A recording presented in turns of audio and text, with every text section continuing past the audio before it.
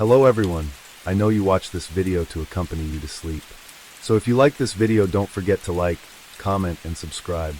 Also, don't forget to tell me where you are from and what time you watched this video. Let's jump straight into the story. Story 1. I just wanted to see it through to the end. Joseph was a great brother, a great father. He would have done anything to protect those boys in summer. This is Michael McStay. On February 4th, 2010, his brother, Joseph McStay, along with Joseph's wife, Summer, and his sons, Johnny and Joseph Jr., suddenly went missing. Over the next few years, both amateur and professional investigators, as well as relatives of the McStay family, put forth countless theories trying to explain their absence. How had the McStays just vanished without a trace? Where had they gone? Why had they left unannounced? And most importantly, what happened to them? The answers to all these questions came years after the McStays disappeared. Today, we're going to dive into their mysterious case and the sudden revelation about their gruesome, barbaric fate. Joseph McStay was born in the town of Spring, Texas, to Suzanne and Patrick McStay. When his parents divorced, his mother got custody of Joseph and his brother, Michael, and took him to California. From the very beginning, Joseph had a sort of entrepreneurial spirit. He wanted to make things and sell them to people. He wanted a business of his own. In 1995, he started a company called Earth-Inspired Products, specializing in high-end fountains with gorgeous stonework. The business was an instant hit, and pretty soon Joseph had to bring people in to help him run things. His first employee was Dan Cavanaugh, a web designer that helped him bring his business to a much bigger audience. Shortly after, Joseph hired Charles Merritt, usually referred to as Chase. Chase specialized in welding and helped Joseph assemble the fountains. And it's safe to say that he and Joseph were very close friends. Sometime during the mid-2000s, Joseph met a woman named Summer Martelli. She was a successful real estate agent, the sort of person that had just the attitude Joseph liked in people. She was energetic, motivated, and ambitious, just like Joseph. It didn't take them long to start dating, and pretty soon they had a baby boy on the way. They named this boy Johnny, and they got married shortly after he was born in 2007. By 2009, the McStays had added another baby boy to their growing family. They named this one Joseph, after his father, and not long after he was born, they started looking for a house suited to a larger family. They both loved California and found out about a town down south called Fallbrook. Located in San Diego County, Fallbrook was a quiet town with just around 25,000 people living in it. It was known for one thing: avocados. In fact, the people of Fallbrook were so obsessed with avocados that they held a festival for it every year. When Joseph and Summer visited Fallbrook, they saw a place where their kids could grow up peacefully and safely. They saw the potential for a long, happy life together. And so, Joseph headed down to Fallbrook to find a home for his family. Good job, good job. Hi. So obviously I would change the flooring.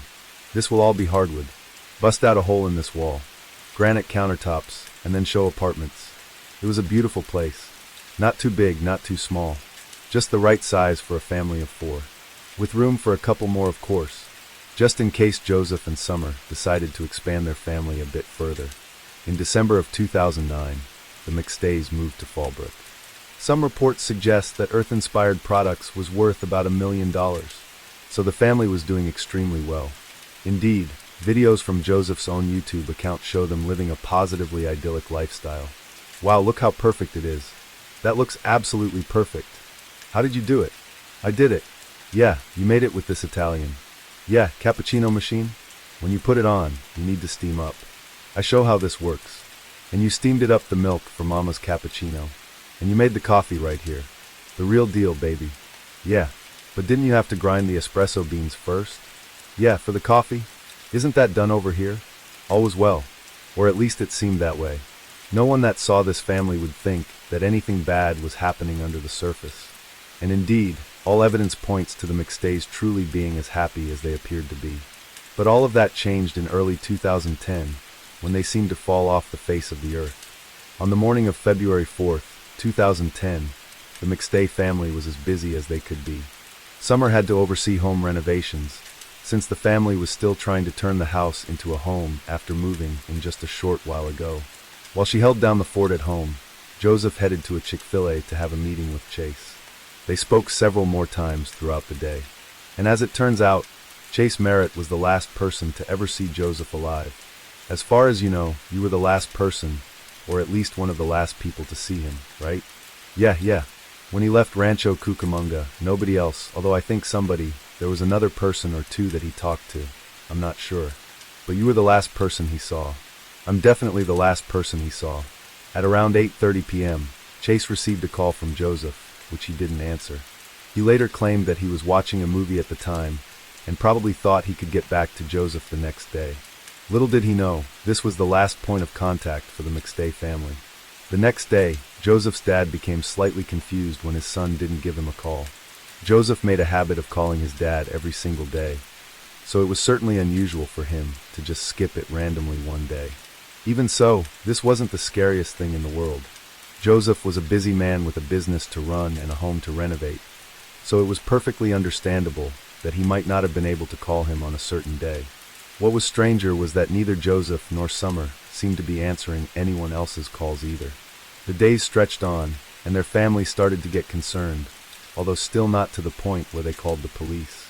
You see, Joseph and Summer were the sort of people that loved taking unplanned vacations. They'd just pack up a few things and drive off with the kids, reappearing a few days with fresh tans and wide smiles. Their families assumed that they were off on one of their adventures. But by February 9th, at least one person started to get concerned, Chase Merritt.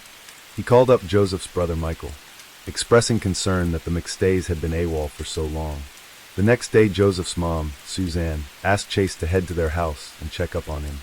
When Chase got there, everything seemed pretty normal, except for the family dogs being locked outside.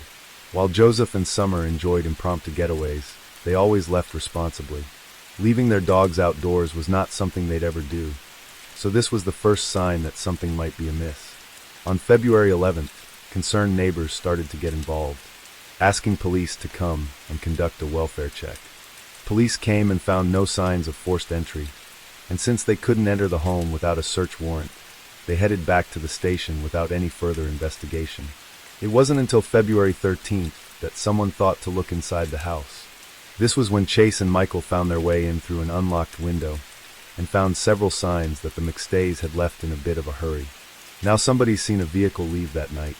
I don't know who. You know what they look like? No. Well, the lady 2 doors down, 3 doors early, she said she called the detective and told him that she remembered that she had seen a big white truck pull up here. A white truck? Chase just says a white truck with a gray truck. It's an old SBC truck. There you go. It's a Chevy 2500 with a box truck on the back. How long ago did she call the detective? Well, which door is it? Let's go knock on her door. I'll go talk to her right now. While searching the home, Michael found out that Summer had left her prescription glasses behind. There was rotting food in the fridge. Every inch of the house seemed to suggest that the McStays hadn't gone off on a planned trip. On the 15th of February, the McStay family was finally reported missing. An investigation ensued, one that would reach dead end after dead end. By the way, I post true crime and new cases here every day. So if that sounds like your kind of thing, please consider subscribing. It helps a lot. Since it had been over 10 days since the McStays disappeared, the case was handed over to the homicide squad. Oddly enough, even though the residence was an active crime scene, police allowed Michael and Suzanne to enter. Suzanne wanted to clean up, claiming that she just needed something to keep herself busy. Michael, in the meantime, took Joseph's laptop home, though he returned it to the investigators according to their instructions. The very fact that he was able to take such a vital piece of evidence home in the first place was extremely unusual. When police finally started looking into the case, they turned their attention to the family's white Isuzu. At around 7:47 p.m. on February 4th, the vehicle was recorded by a neighbor's security camera heading away from the residence. This raised a few eyebrows. It was an oddly late hour to go off on a trip, which further suggested that the McStays had either run away haphazardly, they were forcibly removed from their home. However, it bears mentioning that the car in the security footage simply resembled the McStay family vehicle. It could have just been another car of the same make and model. But what police found out for sure was that the McStays' white Isuzu had been towed by authorities from a parking lot near the Mexico border.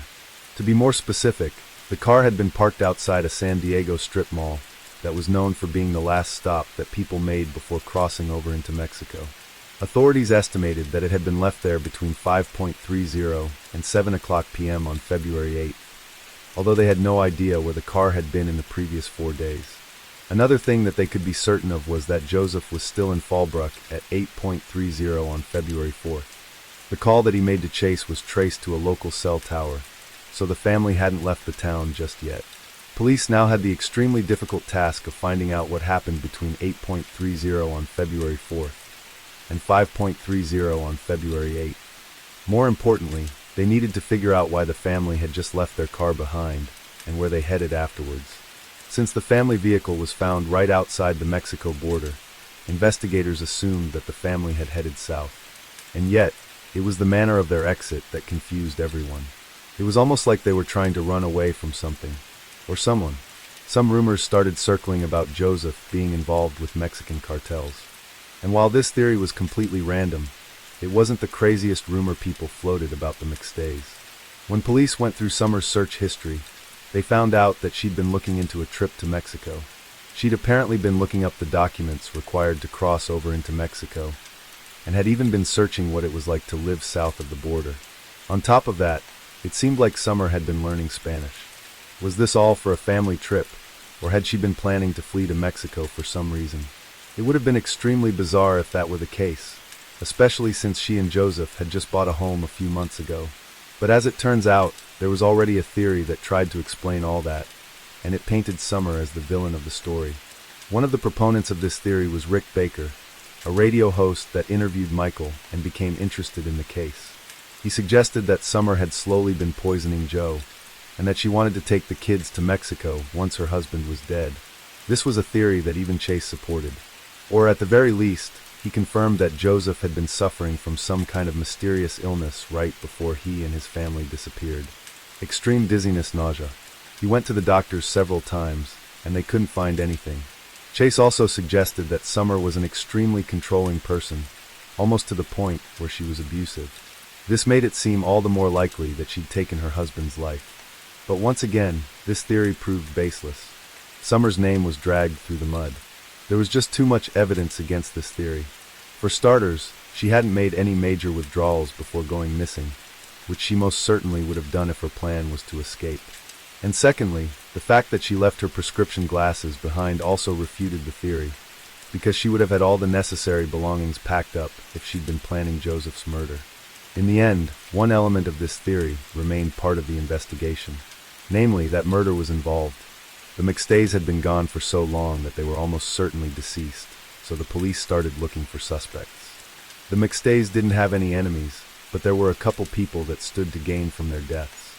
Firstly, there was Dan Kavanaugh, the web developer that helped Joseph's business become such a great success.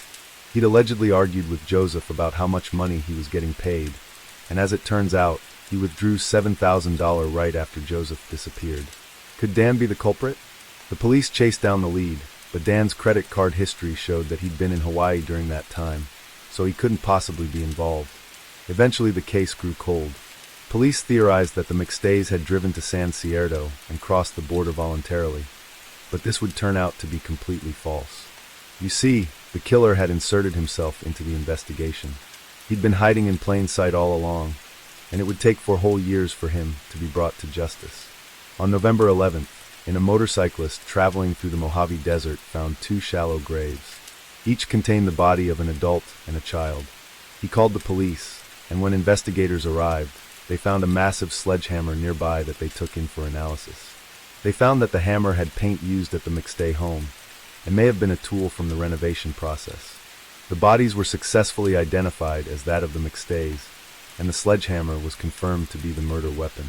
What's more, police found tracks from truck tires nearby. Since they were in a remote part of the desert, they were perfectly preserved, so police were able to compare them to the tracks of trucks belonging to people the McStays knew. One of them proved to be a perfect match, Chase Merritt. The impounded Isuzu was checked again, this time more thoroughly. Last time around, police had assumed the family had crossed the border voluntarily, but now they knew they needed to take a closer look. They found DNA evidence which once again matched that of Chase Merritt. Then came the cell phone records. According to Chase's phone records, he'd been at that exact spot on the 6th of February, 2 days after the McStays went missing. All the evidence, circumstantial though it was, pointed to Merritt being the culprit. On November 5th, 2014, He was arrested and charged with 4 counts of first-degree murder. With the suspect now in custody, police could try to piece together what had happened. It turned out that Merritt had a criminal history stretching back 4 decades. His exploits included burglary, trespassing, and receiving stolen goods. These facts made Summer dislike him, which is possibly why he tried to pin her as the culprit during his interview. He also happened to have a serious gambling problem, and his debts had been growing every year. And he wasn't just in debt with the casinos either. Merritt had also started borrowing money from Joseph at some point, and he owed him about $40,000 by the time of his disappearance. And that was just the money Joseph knew about. On top of everything else, Merritt had allegedly been forging checks in Joseph's name. He'd use his access to Joseph's account to cash the check and then delete the transaction. But this could only go on for so long. When the matter came to trial, prosecutors stated that Joseph might have discovered Merritt's financial misdeeds. It's possible that he confronted him about them, because Merritt happened to cash a forged check on February 4th. It's possible that this is why Joseph tried calling Merritt, and that the perpetrator eventually headed to the McStay residence. Police theorized that Merritt killed Joseph and his entire family on February 4th, but waited until the 6th to drive their bodies out to the Mojave Desert. The McStays never went to Mexico. They'd never even left California. Merritt had buried him right outside the town of Victorville in a patch of desert that he never thought anyone would come across. He then remained closely involved in the investigation to seem as innocent as possible, and it worked for nearly 4 years. Merritt tried to delay his trial multiple times by firing attorneys and even claiming health issues at one point. But in the end, he wasn't able to evade justice. He was convicted on all 4 accounts, with a sentence of life imprisonment for the murder of Joseph McStay, along with the death penalty for killing Summer and the kids. First, I would like to say I am so very sorry for Joseph's, Summer's, and Joseph Jr.'s family. The thing that is bringing you this sorrow is ending my life for a crime that I did not commit. Merritt has maintained his innocence to the very end. He's claimed that he loved the McStays and that he's not the person responsible for this crime, but the evidence begged to differ. It painted the portrait of a man out of control, a man that killed a family to hide his financial indiscretions. Merritt currently sits on death row at San Quentin Prison, where he awaits his sentence. Story 2. Dismembered limbs, a head boiling in a pot, and a blood-soaked home. These were the horrifying sight that greeted officers during a welfare check at the Guy family's residence. Now every parent dreams of giving their child the best, teaching them life lessons, nurturing them, and always keeping a protective eye, even after they've grown into adults. That was true for the Guy family, but tragically this deep bond became the very reason behind one of the most horrifying parental murders in history. Before we dive in, a warning. This story isn't for the faint of heart. Viewer discretion is strongly advised. The chilling details are not only graphic, but will shake you to your core. This is, without a doubt, one of the most brutal crimes a child could ever commit against their parents. And soon you'll understand why. To really understand what went down, we first need to take a closer look at the parents involved. Now, if you're imagining them as strict or abusive types, think again. They were actually the complete opposite, starting with the father. Joel Guy Sr., those who were close to him called him Michael. So for the rest of this story, we'll stick with that name. Michael was born on February 10th, 1955, and he worked as a pipeline engineer. With his experience in the field, it's safe to say he was doing well for himself. He earned a solid salary, enough to comfortably support his growing family. Anyone who knew Michael would tell you he wasn't just kind. He was the type of person who made you feel seen and cared for, always willing to lend a hand or give advice, even when you didn't ask for it. He took immense pride in everything he did, whether it was his career or his family, and he made sure the people around him felt that pride too. If you were close to Michael, you knew he wasn't just a dad or a husband. He was someone who genuinely cared and wanted to make sure everyone around him was doing well. Now, Michael had 3 daughters from his first marriage. While the reasons behind the divorce weren't entirely clear, one thing was certain. The daughters held no grudges against their father. They had always maintained a good relationship with him, and that didn't change when he remarried. Michael's second wife, Lisa, was as kind-hearted as he was. Just like Michael, Lisa was someone who made everyone feel welcome and cared for. His daughters quickly warmed up to her, and there was no drama or resentment. Lisa treated them like her own children, showering them with love and affection. This was evident when one of Michael's daughters testified in court, explaining how Lisa became a mother figure in her life. She even went as far as to get an engagement ring that resembled Lisa's. She remembered all the small details about Lisa, the favorite shirt, the favorite cups, and everything else that made Lisa so special to her. Lisa has been in my life my entire life, and they had said at 3 that she's been my entire memory. And so we would go in the summers. My dad would have us for a month in the summer because they always lived so far away, and Angela and I would go visit for the entire month. But the dynamics of that was my mom was a single mom. So there were struggles with single moms, but when we went to Lisa's house, her cabinets were stocked with food, and she greeted Dad like the perfect Walton family. When they would come home, dinner would be cooked with meat inside dishes, and there would be candy in the shelves. I just would watch her, and I watched her growing up like she was the mom, or that dream that you have to have a single, not a single home. Excuse me, a double-parent home to where she loved. I still wanted to be this woman, that my first engagement ring was her exact engagement ring. I wanted to be the mom she was. She would sit in her little Brown's fairy brown shirt, and she had a really high arch in her foot. And just with her cup, I wanted to even at certain points in my life, I walked around with a cup that had like the little square placement under it, because I wanted to be her. I wanted to be the mom that she was.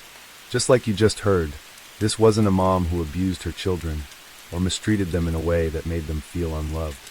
It's clear just from the words of her stepdaughter alone, that Lisa poured love into every single member of her family. Additionally, Lisa worked in human resources at an engineering firm and was known for being reliable and generous. She was the kind of person who, no matter how busy she was, would stop to comfort a stranger in distress. She had a big heart, always putting others first. From this perspective, it was evident that both Michael and Lisa were known for their giving nature, and to everyone around them, they seemed like the perfect couple. Soulmates living a perfect life. However, everything began to change when Michael and Lisa welcomed their only biological child together. Joel Guy Jr., that moment marked the start of a shift no one could have foreseen. Unlike his warm and kind parents, Joel was reportedly the complete opposite, cold and distant to almost everyone. In fact, Joel Guy Jr.'s life before 2016 remains a mystery in many ways. Even his half-sisters, who grew up alongside him, admitted they didn't really know him. Whenever they visited, would lock himself in his room, avoiding any interaction with family. On the rare occasions he did speak, he was dismissive and rude, treating his relatives as if they were beneath him. Over time, most of the family distanced themselves, choosing not to engage with Joel unless absolutely necessary. Joel's behavior was fueled by an inflated ego, believing he was the smartest person in the room at all times. This confidence was bolstered during his school years, especially when he performed well academically. In his final years of high school, he attended the prestigious Louisiana School for Math, Science, and the Arts, a magnet school known for its small, elite class sizes. Getting accepted into the class of 2006 only reinforced Joel's belief in his superiority. After high school, he enrolled at George Washington University for 1 semester before transferring to Louisiana State University, where he pursued studies to become a plastic surgeon. However, Joel never became a plastic surgeon, or held any job for that matter. While he was in school up until the age of 28, he lived entirely off his mother Lisa's income. Lisa, who worked full-time in human resources at Oak Ridge Engineering, sent her paychecks directly to Joel. Michael and Lisa decided to fully support Joel, so he could focus on his studies without worrying about finances. They paid for his tuition, housing, and other expenses, hoping he'd graduate quickly and start his career. But their generosity backfired. Joel began to see this financial support not as a gift, but as something he was entitled to his birthright. He believed his parents owed him this money simply because they were his parents. Though he claimed to be working hard toward his goals, Joel was far less focused on school than he led his parents to believe. Living alone in Baton Rouge, he spent his time doing whatever he wanted, completely oblivious to the financial strain he was placing on his family. He didn't understand or care about the sacrifices his parents were making for him. However, in 2016, things began to change. Michael, Joel's father, lost his job and took a hard look at their finances. He realized that he and Lisa could retire if they stopped supporting Joel and sold their family home. Excited for this new chapter, Michael and Lisa shared their plans with their daughters in the family group chat. They explained that they intended to move into Michael's parents' home and stop financially supporting Joel. However, they were nervous about how Joel would react to the news. At 28 years old, Joel had never been financially independent, and his parents worried about what he would do once the financial support stopped. Despite their concerns, Thanksgiving that year seemed like a turning point. For the Guy family, Thanksgiving was always a big deal, a time when everyone gathered at Michael and Lisa's home to celebrate, including their daughters, extended family, and their new families. So just like any other normal family, that year was very joyful for the Guy family. The adults gathered in the garage, enjoying their cigarettes and catching up, while the kids ran around, and the aroma of delicious food filled the house. By the way, I post true crime and new cases here every day. So if that sounds like your kind of thing, please consider subscribing. It helps a lot. Now at every Thanksgiving, there's always that one person who locks themselves away, avoiding everyone, and in the Guy family, that was always Joel. However, this year was different. Shockingly so. For the first time ever, Joel actively engaged with his family. He surprised everyone by playing with his stepsister's kids, children whose names his sisters doubted he even knew before that day. He brought them upstairs to his old room and gifted them toys his parents had lovingly preserved from his childhood. Joel laughed, joked, and even posed for family photos, a rarity that caught everyone off guard. His sudden shift in behavior was so remarkable that his sisters whispered to each other about how he might finally be turning over a new leaf. What made Joel's transformation even more puzzling was its timing. Just weeks earlier, Lisa had told him that she had given her 2 weeks' notice at work. She and Michael planned to retire, sell the family home, and stop financially supporting him. Originally, they'd intended to break the news at Christmas. But Lisa decided to tell Joel early, hoping to give him time to prepare for independence. Everyone braced for a meltdown or tantrum, but instead seemed fine. More than fine, actually. He appeared happier and more social than anyone had ever seen him. His family took this as a positive sign. Maybe this was the wake-up call Joel needed. Perhaps he'd already made peace with the idea of standing on his own 2 feet, and was reconnecting with his family as part of a fresh start. One of his sisters even mentioned to Michael that Joel might be trying to repair their relationship. Still, Michael held firm that they wouldn't resume funding his lifestyle, no matter how well he was behaving. Little did they know, Joel's cheerful demeanor masked something far darker. While he was smiling and bonding with his family, he was also laying the groundwork for a chilling plan. That day, Joel brought over 2 large plastic tubs, which he carried into the house without much explanation. They seemed heavy, but no one thought to ask what they contained. What they didn't know was that Joel had spent weeks plotting his parents those tubs held the tools he intended to use in his gruesome plan. As it turned out, Joel wasn't handling the loss of his financial lifeline as gracefully as he appeared. When Lisa told him they were cutting him off, Joel didn't see it as a push toward independence. He saw it as a betrayal. He decided to take matters into his own hands, crafting a plan to murder his parents, frame his father for his mother's death, and stage it all as a murder-suicide. In Joel's warped mind, he was a genius, capable of orchestrating the perfect crime. His education and endless hours of watching crime, shows like Law and Order, convinced him that he could pull it off without a hitch. But while Joel once excelled in academics, his arrogance blinded him to his own shortcomings. So instead of heading back to his apartment like usual, Joel decided to stick around at his parents' house for 2 whole days. At first, Lisa and Michael probably thought it was a nice change. Maybe Joel was feeling sentimental about the family house before they sold it. After all, with Lisa preparing for retirement, they were all gearing up for a big life change, and the idea that Joel might actually want to spend some time with his family seemed like a nice, albeit unexpected gesture. But things took a strange turn. Just 2 weeks before Lisa was set to retire, her co-workers and boss had been planning a celebratory send-off for her.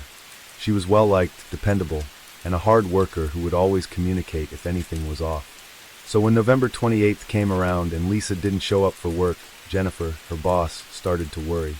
It wasn't like Lisa to just vanish without a word, especially since she'd been so involved in the retirement celebration plans. Jennifer tried calling her several times, but there was no answer. Then she reached out to Michael, but he didn't pick up either. That was strange. Lisa and Michael were the kind of people who always made sure to check in, even if something came up. This wasn't adding up, and Jennifer knew it.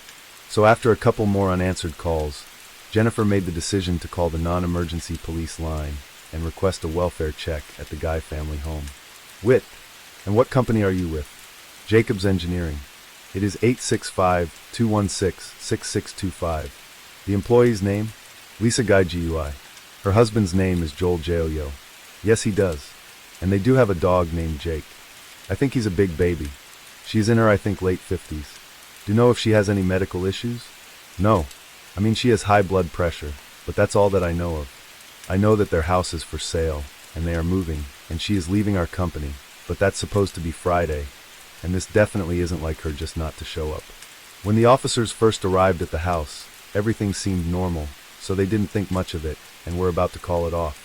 But Jennifer, Lisa's boss, wasn't convinced. She had a gut feeling something wasn't right, so she called again. What they uncovered next was something no one could have prepared for. During a thorough check, the officers noticed a few strange things. The house had a for sale sign out front, but something seemed off. There was no locked box on the front door for a realtor's key, and the doorknob didn't look like it had been there long. It didn't even match the door. It had obvious signs of being tampered with, likely with a screwdriver. Not wasting any time, the officers decided to check the back of the house. And that's when things took an even darker turn. The back door was missing its doorknob altogether. One officer peered through the hole where the knob should have been, and was immediately hit with a blast of heat from inside the house. But that wasn't the worst part. There was a sharp, chemical smell hanging in the air. It was the kind of smell that instantly tells you something was seriously wrong. The officer looked closer and saw bottles of bleach scattered across the floor, still unopened. But the clues didn't stop there. He also noticed groceries that had been dropped at the front door, like someone had rushed inside without finishing what they were doing. That was enough for them to make their move. They headed back to the front, found an unlocked vehicle with the garage door opener inside, and used it to get access. The officers entered the house, and what happened next was all caught on body cam footage. There's a dog walking up. I hear a dog howling. South County Sheriff's Office. Police Department. The pot you saw earlier? Yeah, that was the same one Joel used to boil his mother's head for about a day. It's chilling when you think about it. Investigators first found a table with the guy's wallets and a sledgehammer on top, followed by another table with long guns. As they made their way up the stairs, they could hear a dog intermittently barking. They then spotted Michael's body on the floor in a hallway, and eventually discovered the dismembered bodies submerged in a solution in the bathroom. Among the other items found in the home were sewer line cleaner, a bag of baking soda, drain opener, a bottle of muriatic acid, lye, hydrogen peroxide, several bottles of bleach, a spray bottle, gloves, and trash bags. Investigators also came across a note inside an open suitcase which included the name and address of a Louisiana Ace hardware store, as well as a reference to sewer line cleaner. Given the hazardous chemicals, the Knox County Sheriff's Office hazmat team had to step in for biohazard removal. With the overwhelming amount of evidence, the KCSO forensics unit worked through Monday night and into the next day to process the crime scene. Now, what really happened after that Thanksgiving? On November 26th, Joel Guy Jr. attacked and killed his father in a second-floor exercise room while his mom was out shopping at Walmart. The scene was chaotic with torn blinds, blood splattered on the walls, and an overturned Bowflex machine. The amount of blood was beyond horrific. The struggle must have been brutal. The poor man's clothes were shredded from the knife wounds, and it was reported that he was stabbed at least 40 times. However, this is just an estimate. According to the autopsy, since most of the tissue was gone when they found the body, the actual number of stabs could never be fully determined. But it doesn't stop there. Joel also dismembered the body, leaving his father's hands behind in the room. When his mom came home from Walmart, Joel tricked her into going upstairs. She was in such a rush that her groceries got scattered across the foyer. But when she reached the top of the stairs, Joel ambushed her, stabbing her in the back over and over just like he did to his father. Blood was everywhere. The prosecution later claimed he used so much force to decapitate her that her head actually broke. And then get this, he just chopped her up like it was nothing, then put her head in that same boiling pot on the stove. According to the medical examiner, Lisa was stabbed at least 31 times, and 9 of her ribs were completely severed. During the trial, the forensic examiner testified that the head wasn't just severed, but had been forcefully broken off. Both victims had their arms and legs detached, Mikhail at the waist and Lisa at the knees, and their body parts were placed in a bin filled with chemicals to help dissolve them. This was the very same bin that Joel had brought into the house during Thanksgiving. After death, both bodies had deep cuts made so that the chemicals could more easily penetrate the body's main cavities. So you can probably imagine how heartbreaking it must have been for both of them, loving their child and spoiling him all the way into adulthood, only for them to be brutally murdered like this. It's beyond evil. But despite Mikhail loving his son so much, he didn't go down without a fight. Joel sustained several cuts on his hands, including a deep gash on his left thumb. Around 3:30 p.m., he was seen in the first aid section at Walmart, buying bandages and ointment for his hand injuries. He also picked up isopropyl alcohol and hydrogen peroxide. It was also around this point that Joel returned to his apartment, likely because he was too lazy to continue with his plan. After spending 2 intense days carrying out his crime, it seems that for the first time he was exhausted. He probably felt he had worked harder than ever before and needed a break. So he headed back to his apartment, possibly to rest. Little did he know, it was exactly during this time that the police also uncovered what he had done. The police began questioning those closest to Michael and Lisa. When they inquired about who had been at the house that weekend, everyone pointed to Joel. His sisters revealed that he was about to be cut off financially, and that his behavior over Thanksgiving had been strangely out of character. The soiled clothes found at the crime scene matched the description given by his sisters, and when investigators found a book bag containing a notebook filled with Joel's meticulous plan, it became undeniable. He was behind the murders. The only thing left to do was finalize the paperwork for his arrest. Now, the day after the bodies were discovered, Joel was arrested while heading back to the house. In his trunk, police found a KitchenAid meat grinder, a chilling indicator that he wasn't done with the gruesome process yet. But what really exposed Joel's intentions was what he had written in his notebook. From the gruesome methods of killing and dismemberment to his strategy for destroying the bodies and erasing forensic evidence, every step was carefully thought out. He planned to grind the bodies, destroy all DNA evidence with bleach and lye, and even set a fire to cover his tracks. He went as far as faking an alibi by scheduling a text message from his mother's phone, attempting to erase any evidence that could point back to him. Get carving knives to make small pieces. Get sledgehammer, crush bones. Bring blender and food grinder, grind meat. Keep going. Get bleach, denature proteins. Get plastic bin for denaturation process. Keep going. Does not matter where they're killed. Just get rid of bloody spots to prevent evidence of time of death. Not the mattress or the couches. Get rid of bodies inside house. They're in my DNA already there. Joel's motive, driven by a financial incentive, was also clearly outlined in the notebook. He calculated his parents' life insurance policies, assets, and joint property, with the intention of inheriting everything. His obsession with money was evident as he described in detail. How he would inherit the full value of his mother's assets, including her life insurance, the family homes, and other financial resources. In the weeks leading up to the murder, Joel continued to buy supplies like knives, acid and plastic bins, keeping the notebook hidden in his backpack alongside his school books. He made sure to pay in cash, thinking he was being smart and inconspicuous. But in reality, Joel's arrogance and sense of entitlement were his downfall. He believed his meticulous preparations would guarantee his success, unaware that he was overlooking the most basic human realities. Joel was so spoiled and out of touch with the real world that even while erasing his tracks, he grew lazy and decided to take a break from his gruesome task. He had no real understanding of the consequences of his actions, thinking he could simply get away with it. But what he failed to factor in was the kindness of his parents and how their disappearance would immediately raise suspicions. Despite the mountain of evidence stacked against him, Joel Guy Jr. still pleaded not guilty, dragging his family through a painful 4-day trial. He knew he couldn't win. It was clear to everyone that he was guilty, but he wasn't trying to win. Instead, he wanted to make his family suffer.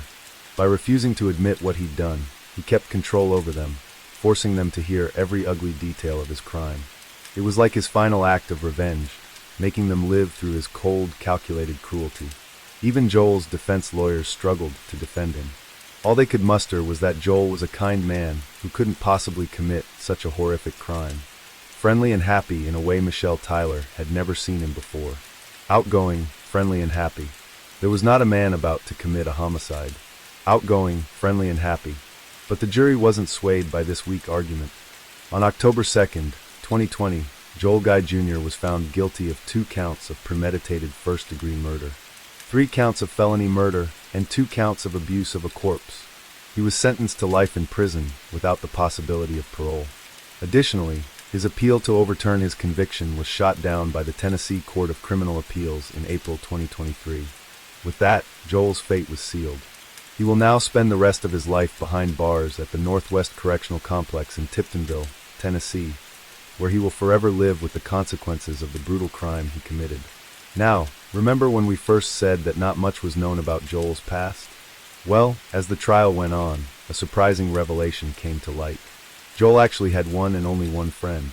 People were shocked to find that Joel had a friend he cared so deeply about that he even called him in prison to apologize. That friend's name was Michael McCracken. I mean, you've claimed that I haven't been an albatross or anything like that before, but I certainly wouldn't be now. I've been treated in freaking prison. On that basis, I think you should probably just sort of consider me dead and, move on with your life. So, I'm not going to try to initiate any more contact with you beyond. Very little is known about the nature of Joel and Michael's relationship, but it seemed that, at the very least, Joel respected him. The two met when they lived together in their high school dorms, and when Joel went off to study at George Washington University, he left after just one semester and transferred to Louisiana State University, where Michael was going. They ended up living in the same apartment building, and when Michael's roommate moved out, Joel moved back in with him. Some have speculated that their relationship might have been more than just friendship, but that's all we really know about the situation. When Michael was questioned about the case, he stated that he wasn't surprised that Joel had killed his parents. He explained that, over the years, Joel had become increasingly reclusive, spending weeks on end alone in his bedroom to the point where Michael sometimes didn't see him for months at a time.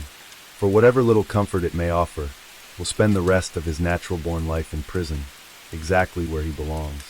He will forever be remembered, not as the genius he thought he was, but as a gigantic fool who couldn't take care of himself and, despite his so-called wisdom, made the catastrophic mistake of leaving a notebook, a kind of manifesto, at the crime scene. But what do you think about this case? I mean, we can all agree that Joel was definitely a psychopath, right? It's hard to believe he had any real justification for killing his parents, other than his own twisted desire to live a carefree life. Story 3. This is the worst mass murder in the history of our city. The gruesome discovery inside a back bedroom. As a police chief, it's something you hope would never occur ever. Walking out of his home with blood stains on his shirt. It hurt so bad that somebody would do something like this. This is terrible. Some children dream of a loving father, but for the Wesson family, a father was far from a blessing. Marcus Wesson, who seemed like just another quiet neighbor, became known as the Vampire King of Fresno. When the shocking truth about his life was uncovered, it turns out he wasn't just a predator, but also the leader of a twisted cult, abusing most of his children and ultimately taking the lives of 9 of them. What makes this even more baffling is that many of his surviving children still defended him. He did not abuse any of my family members. He's called to me, I'm the oldest son. They all loved him. They played with him almost every day. He's the best guy I've ever met. This leaves us all questioning why. The case is so disturbing that it's been labeled by news outlets as one of the worst cases of incest and mass murder in history. Stick with us, because by the end of this video, you'll have a better understanding of just how twisted this truly was. Now for starters, let's rewind to the day this all went down. It was a regular March 12, 2004 in Fresno, California, when the police received a family dispute report from the Wesson home. It turns out 2 women, along with their relatives, were demanding that Marcus Wesson, a 57-year-old man at the time, release their children. Marcus was a massive guy, well over 6 feet tall with dreadlocks. But while the police were explaining things to Marcus, he quietly slipped back inside and locked the door behind him. That's when the first gunshot rang out. The sudden crack of the bullet shattered the tense silence, followed by a barrage of gunfire that echoed through the house. Panic set in as the police immediately surrounded the property, unsure of what was happening inside. Officers shouted for Marcus to come out, but there was no answer. Moments later, the door opened, and Marcus Wesson emerged, covered in blood, walking slowly into the daylight as though nothing had happened.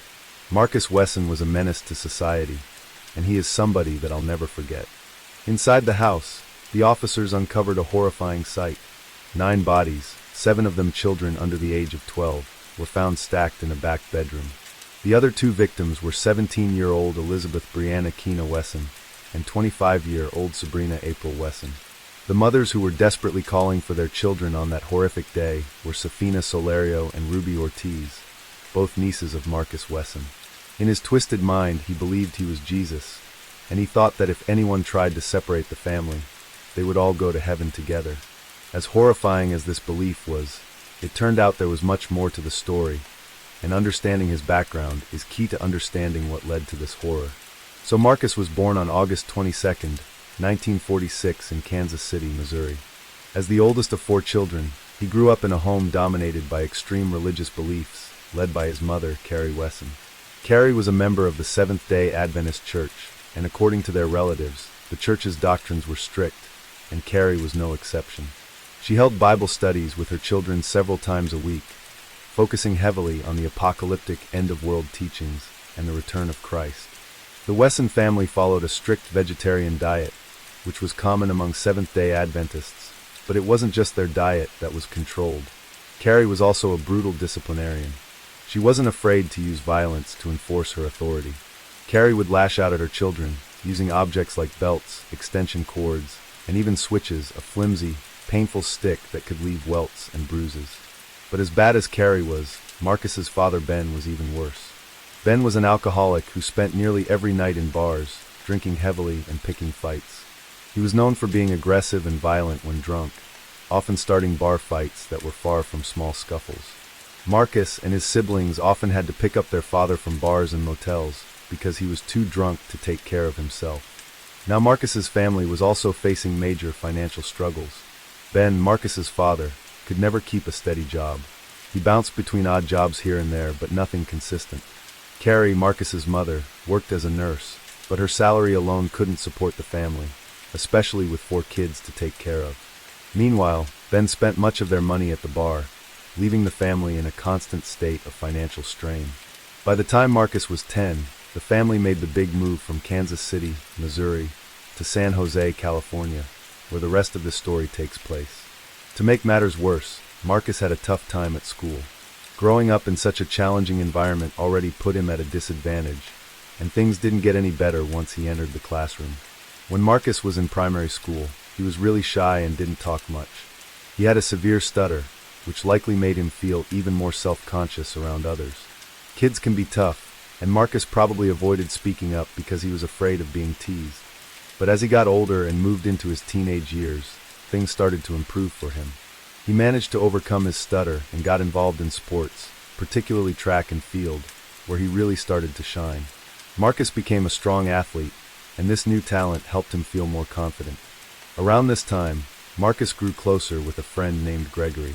They spent a lot of time together at Marcus' house, but eventually Marcus' father, Ben, began crossing serious boundaries with Gregory. Ben's inappropriate behavior toward Gregory began one day when he was hanging out at Marcus' house. He made uncomfortable comments, remarking about Gregory's private parts in a suggestive way. Eventually, Ben cornered Gregory and asked if he could perform oral penetration on him. Gregory immediately declined, but Ben kept pressuring him. Ben even offered Gregory $50 in exchange, which led to Gregory feeling trapped into giving in. While the full extent of the abuse is unclear, there was another time when Gregory was sleeping over at the Wesson house. He woke up to find Ben hovering over him, trying to pull down his pants. However, Gregory managed to stop him by telling Ben to stop and insisting he never wanted to be touched again. According to Gregory, that was the last time Ben attempted anything, ending the abusive behavior. Although Marcus and his siblings never said that Ben abused them, it was clear that their father was far from innocent. Fast forward to 1966, Marcus enlisted in the Army shortly after high school and served 2 years in the Vietnam War as an ambulance driver. After his service, he was honorably discharged and headed back to San Jose to live with his parents. Around this time, his grandmother and 2 cousins, 18-year-old Patricia and Larry Morgan, also moved in with Carrie and Ben, Marcus' parents. Things took a dark turn when Ben, Marcus' father, began an inappropriate relationship with his 18-year-old nephew Larry. The exact start of the relationship is unclear, but it was clear Ben had a troubling history with inappropriate behavior. Once Larry turned 18, Ben made the announcement that he and Larry were moving out to live together in Los Angeles. But despite the shocking nature of Ben's actions, and Ben didn't divorce. Instead, Carrie chose to pretend as if nothing had happened. She couldn't face the reality of what Ben had done, and in her denial, clung to the hope that he might return to her one day, and they could erase the painful chapter from their lives. For a bit of closure, Ben did eventually return to Carrie, but it wasn't until he disappeared for nearly an entire decade. He finally showed up back in San Jose sometime in the late 1970s. While all of this was unfolding within Marcus' parents' home, Marcus himself eventually met a woman named Rosemary Solario. Rose lived just a couple of houses down from Marcus' mother's home. Additionally, Rose was a single mother of 8 children, and she had recently separated from her husband Mike. Despite the significant age gap between Marcus and Rose, he was in his early 20s while she was 34. The age difference didn't seem to bother either of them, and they quickly became a couple. However, it becomes evident that Marcus had ulterior motives for entering this relationship. Marcus Wesson, as it turns out, was a pedophile, and now he had access to Rose's 8 young children. According to official reports, Marcus never targeted any boys, but it's been documented that he molested several young girls.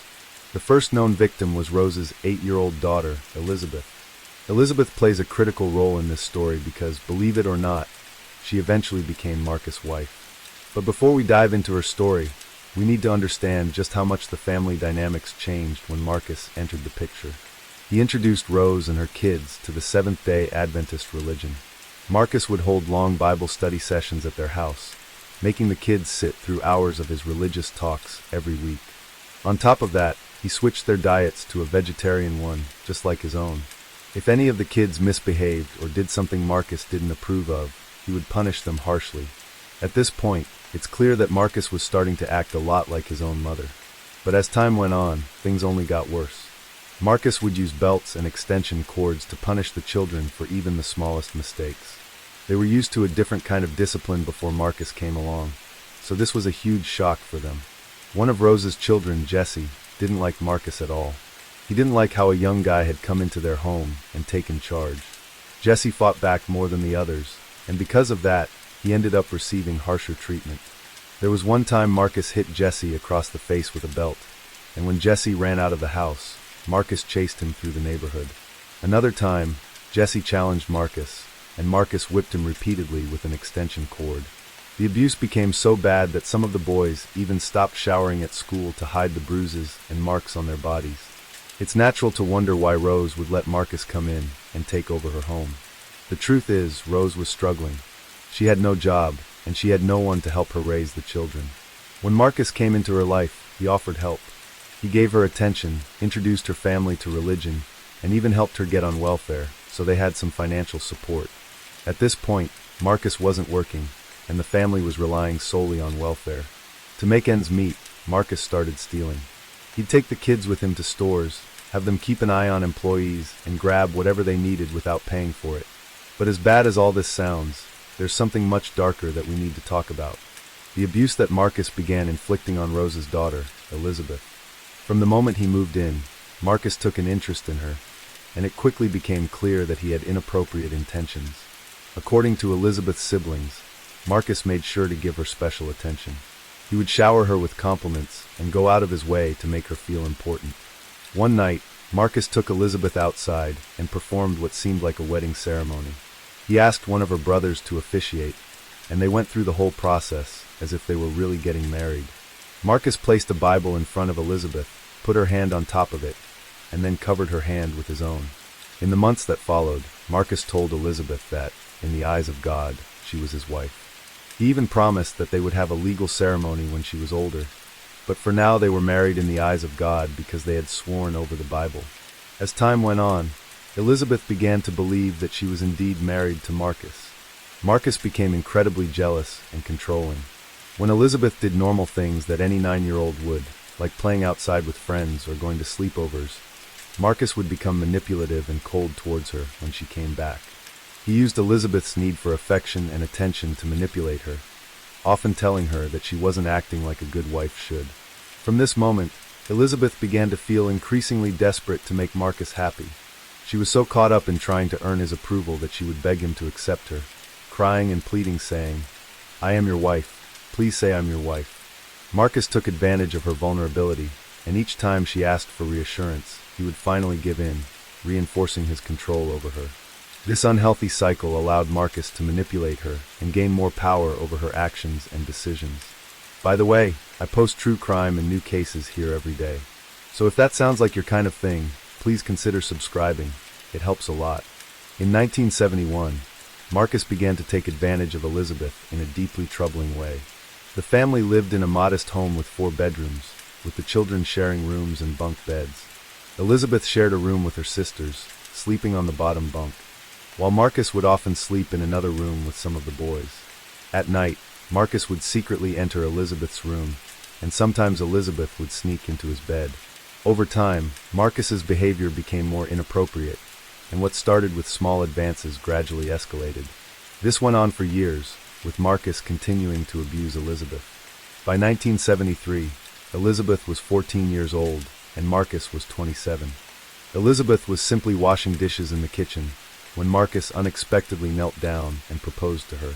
He asked her to marry him, and although Elizabeth agreed, it's crucial to understand that, as a 14-year-old, she could not legally or emotionally consent to such a proposal. In her mind, she believed she was participating in something she was expected to do, but in reality, this was a form of manipulation and abuse. Soon after, Elizabeth discovered she was pregnant. While she didn't openly tell her family about it, was becoming apparent as her pregnancy progressed.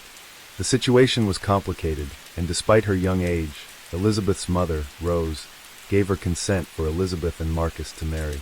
Since Elizabeth was underage, they had to follow the legal procedures required to obtain a marriage license. This included getting Rose's approval, which she had already provided, as well as attending counseling sessions to ensure the marriage was in the best interest of the parties involved. It's shocking that, despite the circumstances, a counselor signed off on the marriage, allowing it to proceed. By the time Elizabeth was 5 months pregnant with their first child, she and Marcus were legally married. Elizabeth was just 14, still in the 9th grade, while Marcus was 27. Around this time, they moved out of Rose's house and into Marcus's mother's home. In 1974, Elizabeth gave birth to a baby boy they named Dorian.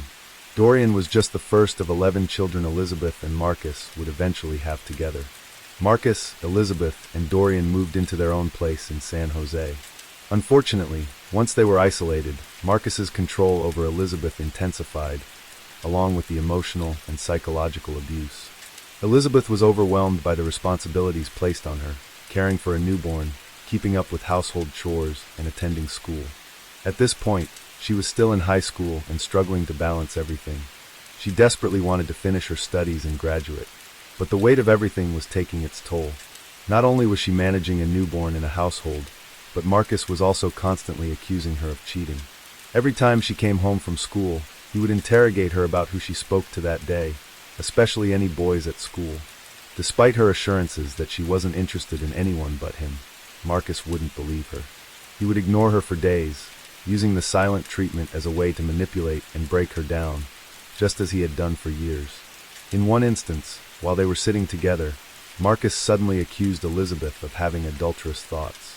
Even after she denied it, he didn't believe her. Instead of his usual silent treatment, he forced her out of the house immediately. He wouldn't let her take Dorian or pack any belongings.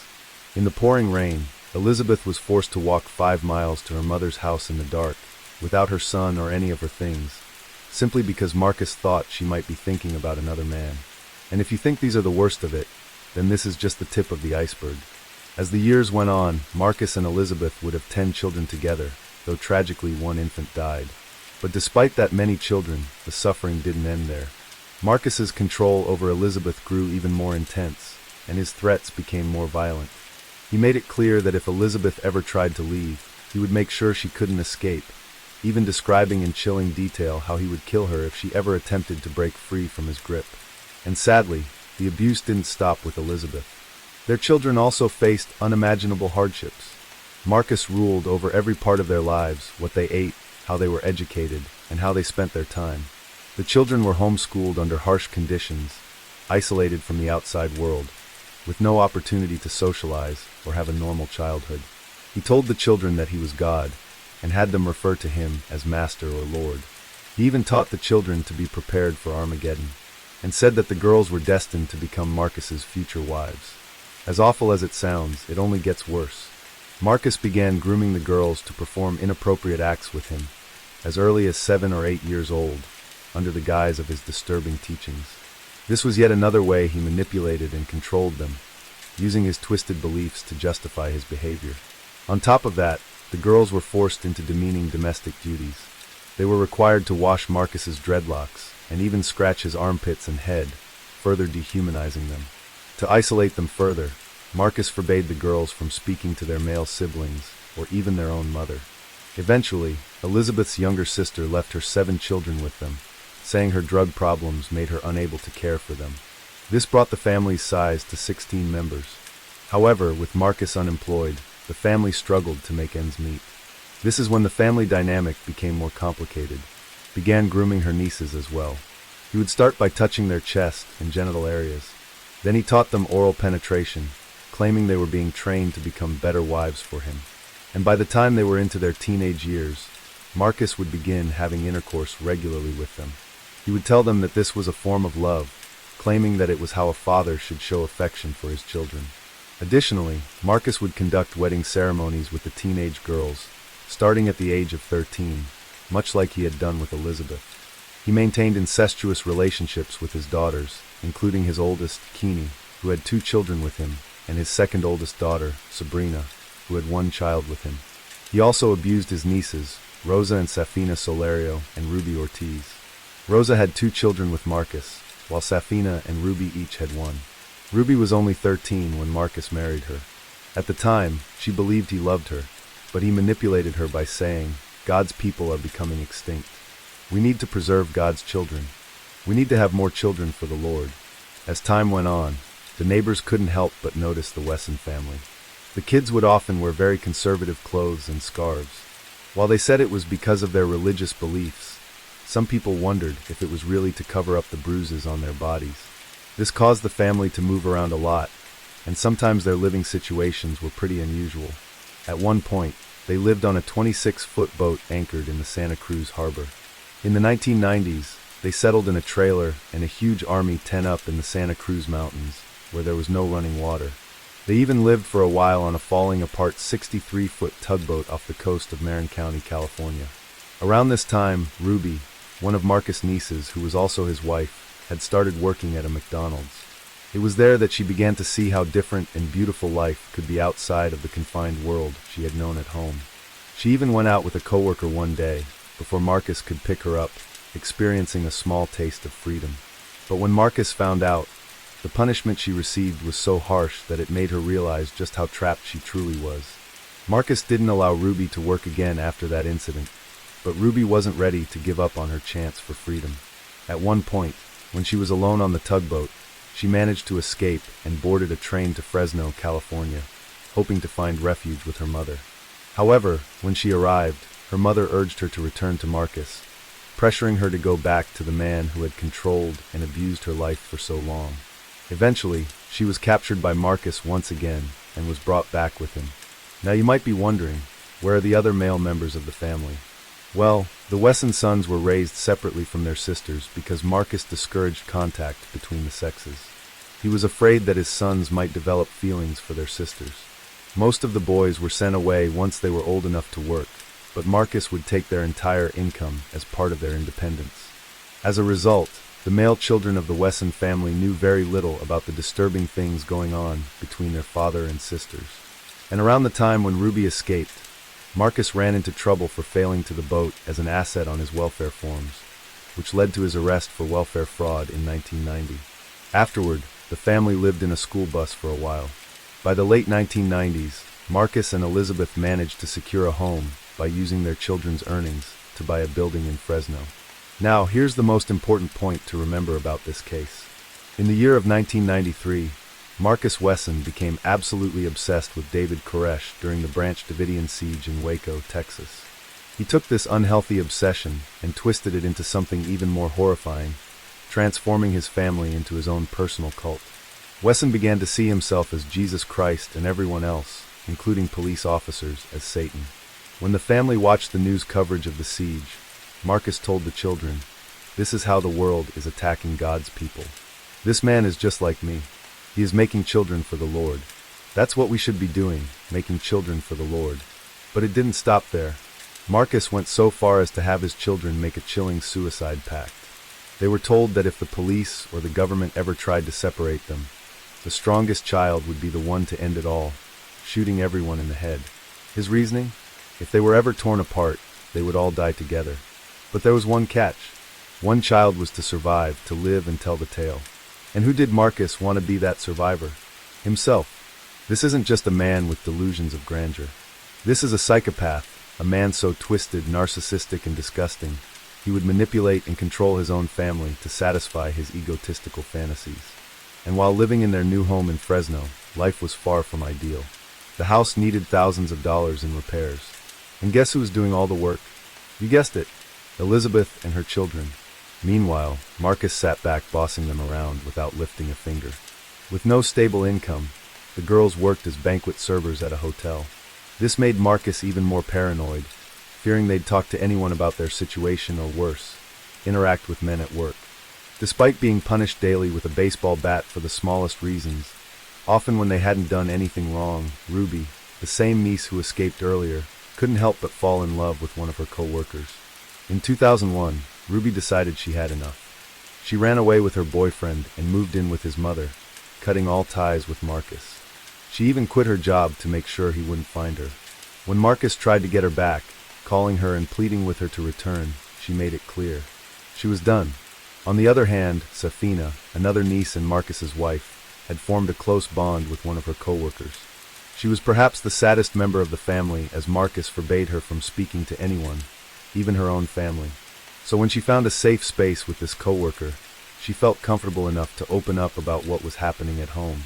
Their friendship quickly turned into something more, and they became a couple. Eventually, Safina decided she could no longer live under Marcus's control. She left, saying she wasn't happy in the household anymore, and was planning to stay with her parents. However, Marcus quickly tracked her down and demanded that she return. He said he would consent to her living at her mother's house, but her 2 years' worth of pay would be sent to him. Additionally, if she didn't work during the day, she would have to stay with Marcus, but could do what she wanted at night. Safina reluctantly agreed to Marcus's conditions.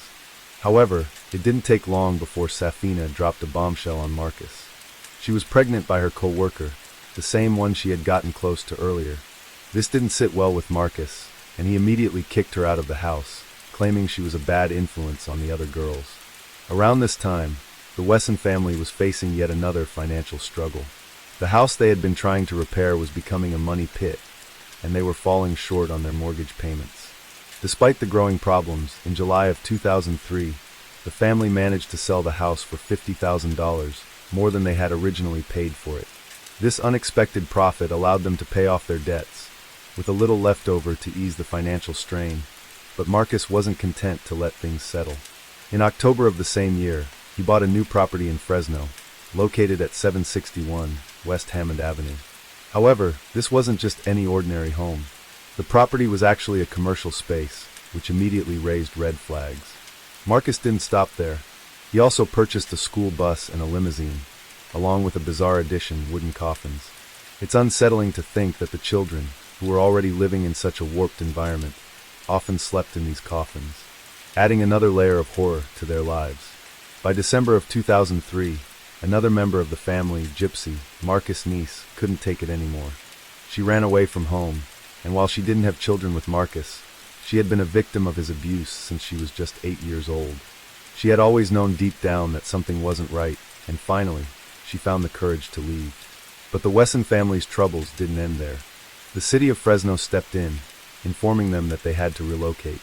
The house Marcus had purchased wasn't zoned for residential living, which made it unsuitable for the family to stay. They were given until March 12, 2004, to vacate the premises. On top of that, the old school bus Marcus had parked on the property was in violation of city codes, and he had done nothing to fix it. With all the mounting problems, Marcus decided to relocate to Washington State, where his equally abusive parents lived. His father, Ben, was still alive, but had been diagnosed with cancer, which seemed like a perfect excuse to move. To prepare for the journey, his daughters took it upon themselves to renovate the school bus into a camper, something that would allow the family to travel to Washington in style. But when Safina and Ruby had learned of Marcus's decision to move, they decided to take action. They reached out to their relatives on their mother's side, who had never agreed with Marcus, and were just as determined to put an end to his control. Together, they came up with a bold plan. Their plan was simple. They would demand the children's release from Marcus. If he refused, the men in the family would confront him, and the women would go into the house to take the children. The date they chose for their move was no coincidence. It was the same day that the Wesson family had to vacate their home, March 12, 2004. Ruby and Safina arrived in the afternoon, and without wasting time, they demanded the return of the children. As expected, Marcus refused. The women, however, stood their ground, making it clear they would not leave without the kids. They even pointed out a legal fact. On the children's birth certificates, Marcus was not listed as their father, which meant, by law, he was kidnapping them. If he didn't comply, they would involve the police. So Safina tried to enter the house determined to get Jonathan, one of the children, but the other girls blocked her. Sabrina, Marcus's own daughter, was especially furious. She called Safina a whore and an adulterer, demanding that Safina bow down to Marcus. She referred to as their master. Sabrina even led the other children into the back room, keeping them away from Safina. Outside, the relatives who had come to help were losing patience. They kept urging Marcus to let the children go, but he was unmoved. The standoff continued, and finally, one of the relatives decided to call 911.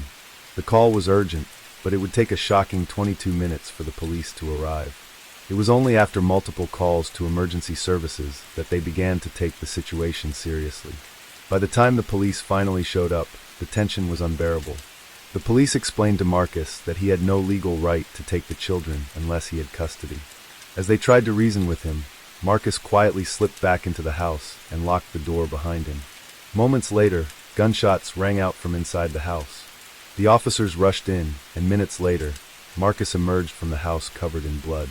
The police wasted no time in arresting him. When they entered the back room, the horrifying scene they found left them stunned. Sabrina, age 25, Lise, age 17, Ilabelle, age 8, Aviv and Jonathan, age 7, Ethan, age 4, Sedona and Marshy, both just 18 months, and Jeva Wesson, only 1 year old, were all found dead, each shot in the eye. The massacre that had taken place inside the house was undeniable. Marcus was taken into custody immediately after he surrendered right outside the home, his bloodied clothes marking the aftermath of the horrific event. Despite the overwhelming evidence against him, some of Marcus' surviving sons and family members continued to defend him, insisting that he had been a wonderful father and that he could never hurt anyone. However, as time passed and they received years of counseling, their perspective began to change. Slowly, they came to understand the immense amount of abuse they had endured at the hands of the man they had once considered their gentle father. On March 3rd, in the trial of Marcus Delon Wesson, also known as the Vampire King of Fresno, began. He stood accused of the brutal murder of his 9 children. During the trial, Marcus pleaded not guilty. His defense team argued that Sabrina, his daughter, had actually been the one to pull the trigger on her siblings before turning the gun on herself. This claim, however, was met with skepticism. After months of deliberation, the jury found Marcus guilty of 9 counts of murder, as well as 14 counts of coerced intimacy and continuous essay of his underage daughters. Although it could not be conclusively proven that Marcus had fired the fatal shots, the jury was convinced that he had manipulated his children into a twisted suicide pact. The mental abuse and coercion he had inflicted on them over the years left them vulnerable and broken. Even if Sabrina had been the one to pull the trigger, it was clear that Marcus' influence had driven her to do so. In July of 2005, Marcus was sentenced to death for his crimes, bringing a tragic chapter of abuse and violence to its grim conclusion. Now Marcus Wesson is 78 years old, still sitting on death row at San Quentin State Prison in California. Elizabeth, the mother, and the other children spent years trying to overcome the scars left by Marcus, the man they once called their father. They were all victims of his monstrous actions, victims of a twisted system they had no control over. But here's something to think about. Could his parents have been just as responsible for what Marcus became? His abusive upbringing seemed to play a significant role in shaping him into the he is right now. Marcus wasn't just born evil. His environment, the horrors he lived through as a child, likely shaped his mindset. Story 4 On May 26, 1986, 2 men quietly snuck onto the McGlindsey family farm, hoping to steal some cherries during the season's peak. The farm looked peaceful, with lights flickering on and off in the house. But inside, something terrible was happening. 2 members and 1 maid of the McGlindsey family had been brutally murdered with an axe by one of their own, James Dunham. The 2 men had no clue about the horror taking place inside the house, so they carried on with their plan. Meanwhile, James Dunham continued his brutal spree. After midnight, the head of the McGlindsey family returned home with his son and the farmhand. As soon as the father stepped inside, he was met with an axe to the head. Minutes later, his son walked in, only to be shot 5 times by James with a revolver, but James wasn't done yet. He then killed the farmhand in the barn before disappearing into the night, leaving only one survivor, his own child. This case remains one of the most horrifying and captivating true crimes in history. With a massive reward of $403,000 for information leading to James, dead or alive, the mystery surrounding his actions has left people speechless. What could have driven him to commit such an unspeakable act? How did he manage to disappear without a trace? In this story, we'll dig into every chilling detail, piecing together the clues to uncover the truth behind James Dunham's terrifying crime, and try to understand why someone would do something so horrific. Now, before we dive into the chilling events, let's take a step back and understand the where, when, and who behind this heartbreaking tragedy. Going to the town of Campbell, nestled in the heart of Northern California's fruit-growing industry, this is where the tragedy unfolded. A place brimming with life, with a bank, packing facilities and canneries, all lined up along the railroad tracks, shipping local goods across the country. Farmers in the area had formed the Campbell Fruit Growers Union, showing just how important agriculture was to the town's success. And at the center of all this was Colonel Richard P. McGlindsey, a man who had come from Jefferson County, Virginia. He fought for the South during the Civil War, rising to the rank of colonel. After the war, he left behind his military career and became a well-known figure in his community. It was said that he was involved in everything, from publishing newspapers to politics and even animal husbandry. When he moved to Campbell, he bought a 56-acre cherry farm, becoming a respected member of the community. In fact, in 1893, he was chosen to represent Santa Clara County at the World's Columbian Exposition in Chicago. It was clear that McGlindsey had a full life. He remarried after his first marriage ended in divorce, settling down with his second wife, Ada Wells, and her 2 children, Hattie and James, in a grand Victorian house on the ranch. But things took a darker turn when James Dunham entered the picture. James wasn't a man who easily made an impression on others. He lived in the background, a quiet figure who was seen but not truly known. Those who did interact with him often described him as cold, almost lifeless, with eyes that seemed to look right through people. It's important to note that he didn't have a history of violence, but he had a temper, one that could explode when things didn't go his way. James was a drifter, taking odd jobs when money was tight, and turning to his mother for cash when work was scarce. Sometimes, if she refused to give him what he wanted, he'd lash out, like the time he killed her chickens in a fit of rage. James was the kind of man who seemed destined for a solitary life. So when he suddenly married Hattie Wells, it shocked everyone. Hattie had once been engaged to James' younger brother, Charlie, but broke off the engagement after she saw him with another woman. Rumors began to swirl that James and Hattie's marriage wasn't about love, it was about revenge. Now at first, James and Hattie had big dreams of traveling the world, and they never really stayed in one place for long. But this lifestyle came with a lot of problems for James. He couldn't keep up with the pressure to provide for Hattie, and with one failed business after another. Plus loans he couldn't pay back, things just spiraled. His credit took a hit, and that put a huge strain on their marriage. At one point, while they were living in Sacramento, Hattie noticed her jewelry and favorite watch had gone missing. She reported them stolen. But not long after, her things turned up at a local pawn shop. The receipt clearly showed that James had sold them. Even though no charges were pressed, the damage was done, and the trust between them started to crumble. With no money left, the McGlindsey family decided to take Hattie and James in at their cherry farm, hoping it would help. But instead of things improving, it only seemed to make everything worse. James' behavior didn't just put a strain on his marriage with Hattie. It also caused friction within the McGlindsey family. He was known to argue frequently with Colonel McGlindsey, and things got so bad that he once threatened to sue the colonel over a minor injury he got while working on the farm. Even Hattie's mother, Ada, who was famous for being kind and welcoming, couldn't find a way to connect with him. What made it worse was how James treated Hattie after they moved into the McGlindsey home. He would often verbally abuse Hattie, sometimes in front of the entire family, belittling her without holding back. This behavior didn't sit well with Hattie's brother Jimmy, and the two men clashed often. Their heated arguments nearly turned into physical fights on more than one occasion. In this tense atmosphere, James began disappearing for days at a time, leaving everyone wondering if the marriage was falling apart. Then, in late 1895, the McGlindsey family was hit with surprising news. Hattie was pregnant. For a while, this news brought a rare calm to the household. James, now 30 years old, seemed determined to change for the better. He even took a big step by enrolling in pre-law classes at Santa Clara University, giving everyone hope that brighter days might finally be ahead. So on May 4, 1896, Hattie gave birth to a baby boy, Percy Osborne. The family celebrated the arrival of the little one, their joy filling the air. But as happy as the moment was, it didn't take long, just 3 weeks, for the cracks to begin showing again. By the way, I post true crime and new cases here every day. So if that sounds like your kind of thing, please consider subscribing. It helps a lot. According to official reports, the events of that fateful night began unfolding at 8:30 in the evening on May 26th.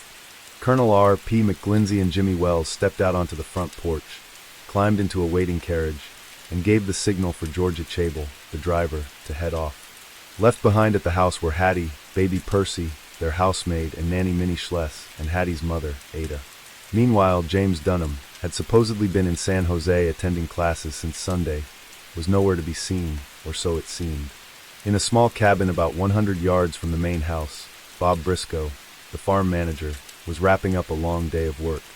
It was cherry harvest season, and the hot weather made the grueling labor even harder.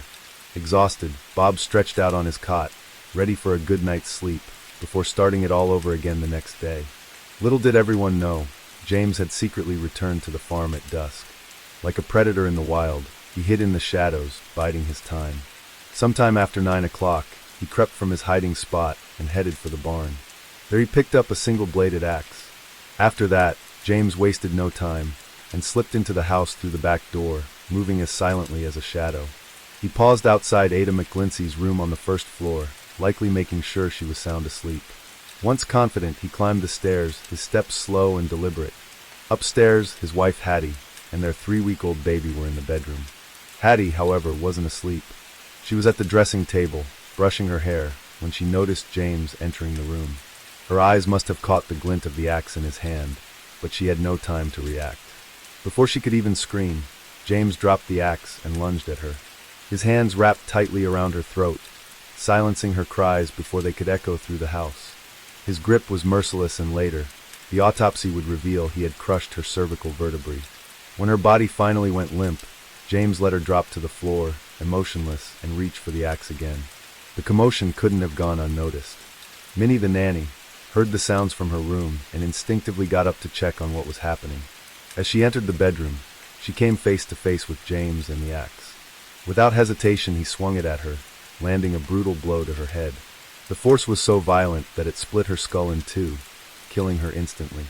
And for reasons that remain a mystery, James then tore strips of bed linen and stuffed them into the mouths of his victims, as if to silence them even further. Now, Minnie likely let out a scream before her life was cut short, and that sound was enough to wake Ada McGlindsey downstairs. So she put on her robe and stepped out of her room, calling up the stairs to check if everything was okay. The response she got was terrifying, not in words, but in the form of James Dunham standing at the top of the stairs, blood-soaked axe in hand. Instead of freezing in fear, Ada bolted into the dining room, determined to fight James with everything she had. As she ran, she didn't hold back, throwing anything she could grab, from cups to plates to vases, all in an effort to stop him. The mess left behind told the tale.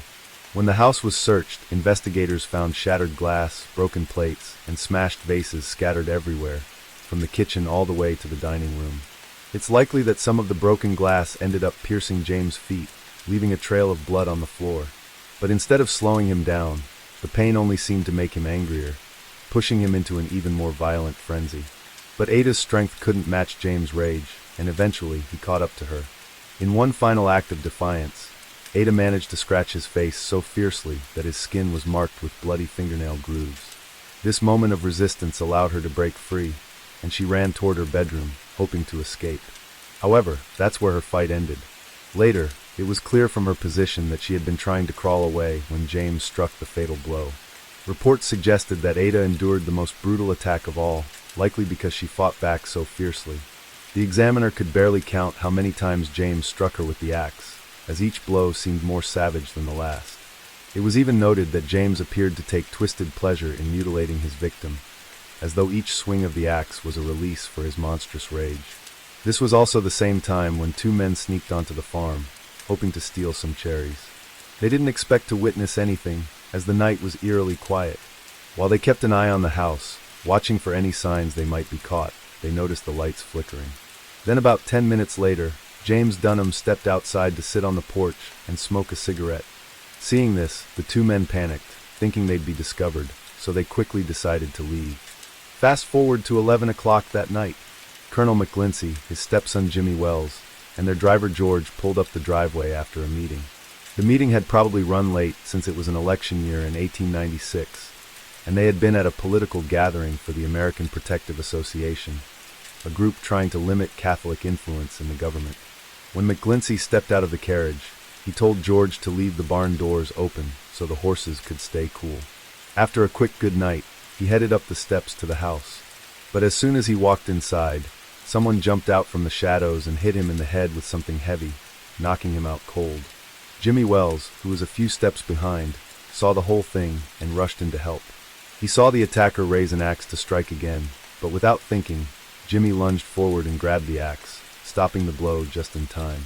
Despite still being sore from a recent bike accident, the 22-year-old managed to pull the axe away from the attacker. For a moment it seemed like Jimmy was in control, but then out of nowhere, a gunshot rang out and a bullet hit him in the shoulder.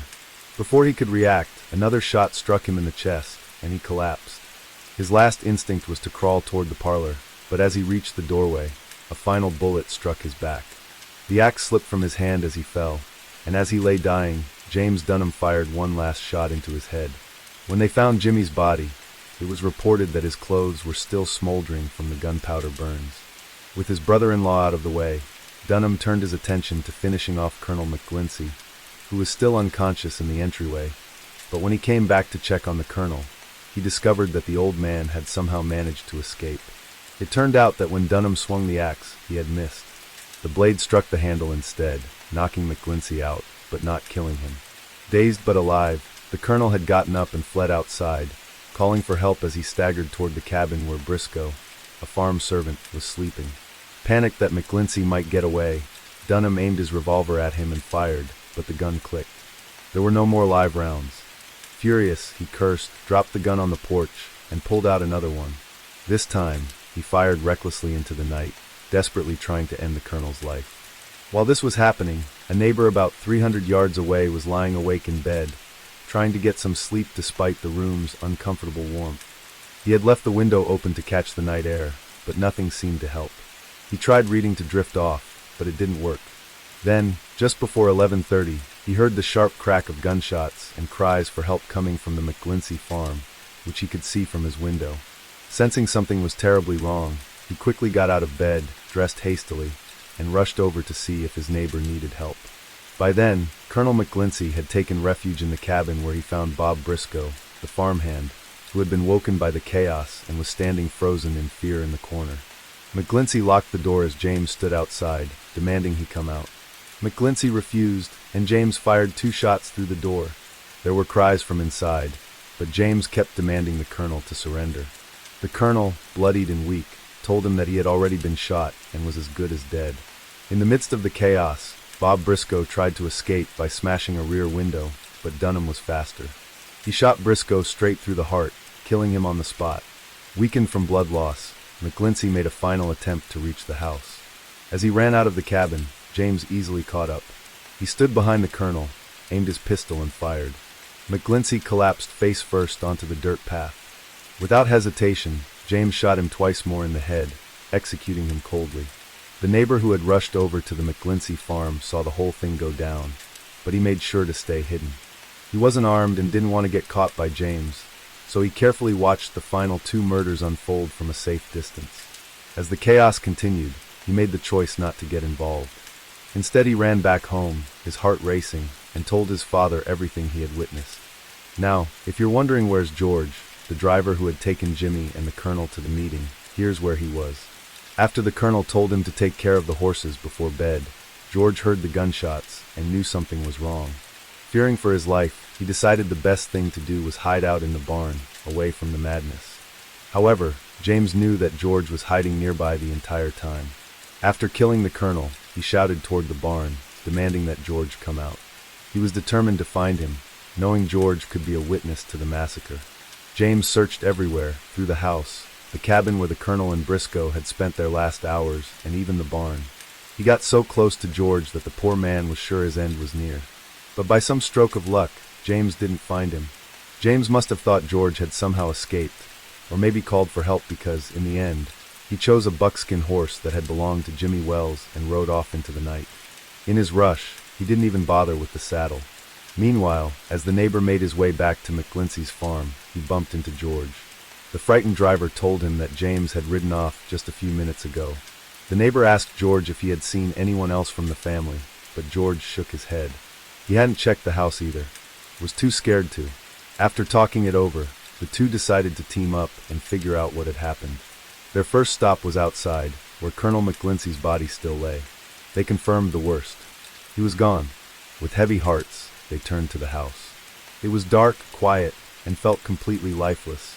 Entering through a side door into the rear parlor, they were immediately hit by a sharp burning smell. That's when they saw Jimmy Wells on the floor. His face and upper body were badly burned, and his shirt collar, made of flammable celluloid, had caught fire from the gunshot that killed him.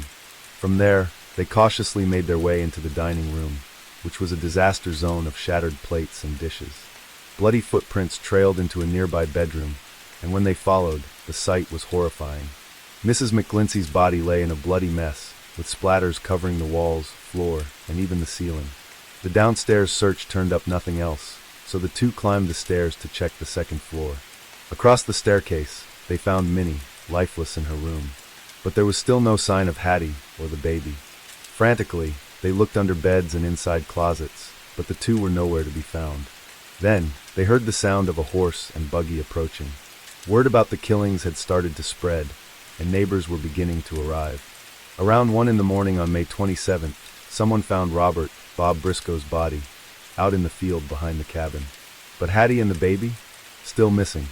The searchers couldn't help but wonder if Hattie might have played a role in the tragedy and escaped with her husband. But those suspicions were quickly silenced by the faint, heart-wrenching cry of a baby coming from upstairs. Following the sound, they made their way to the room where Minnie had been discovered earlier. There, under a pile of linens on the bed, they found the infant, helpless and crying, lying next to his mother's lifeless body.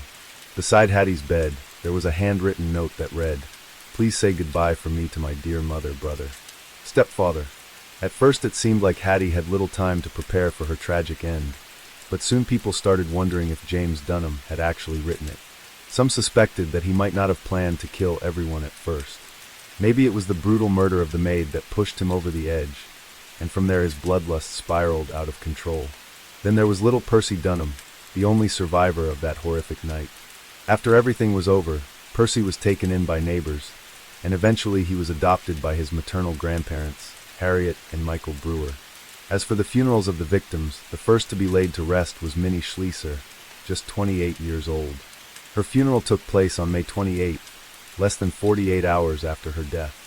She was buried in Oak Hill Cemetery, in an unmarked grave in Section P. What was meant to be a small, private gathering quickly turned into something bigger as word spread, and many from the community showed up to pay their respects. The funeral for the rest of the McGlincy Wells family was held the very next day, on May 29th. The family was buried together in a plot at Oak Hill Cemetery, right next to Oscar Wells and Robert Briscoe. Each of the 5 headstones, all except Oscar's, carried a part of the Romans verse, "Vengeance is mine, I will repay, saith the Lord." Now, as for James, a lot went down after he took off. On Thursday, May 28th, 2 locals, Oscar Parker and Everett Snell, were out in the foothills of Mount Hamilton, near Smith's Creek Hotel, when they came across a stranger. He was riding a horse that wasn't saddled or bridled, just like the one stolen from the McGlincy ranch. According to them, the rider had a scratched face, torn clothes, and gunny sacks on his feet. By this time, Parker and Snell had already heard about the Orchard City massacre and knew exactly what kind of man they were dealing with. As they got closer, the stranger tried to pull his hat down to cover his face, but it didn't work.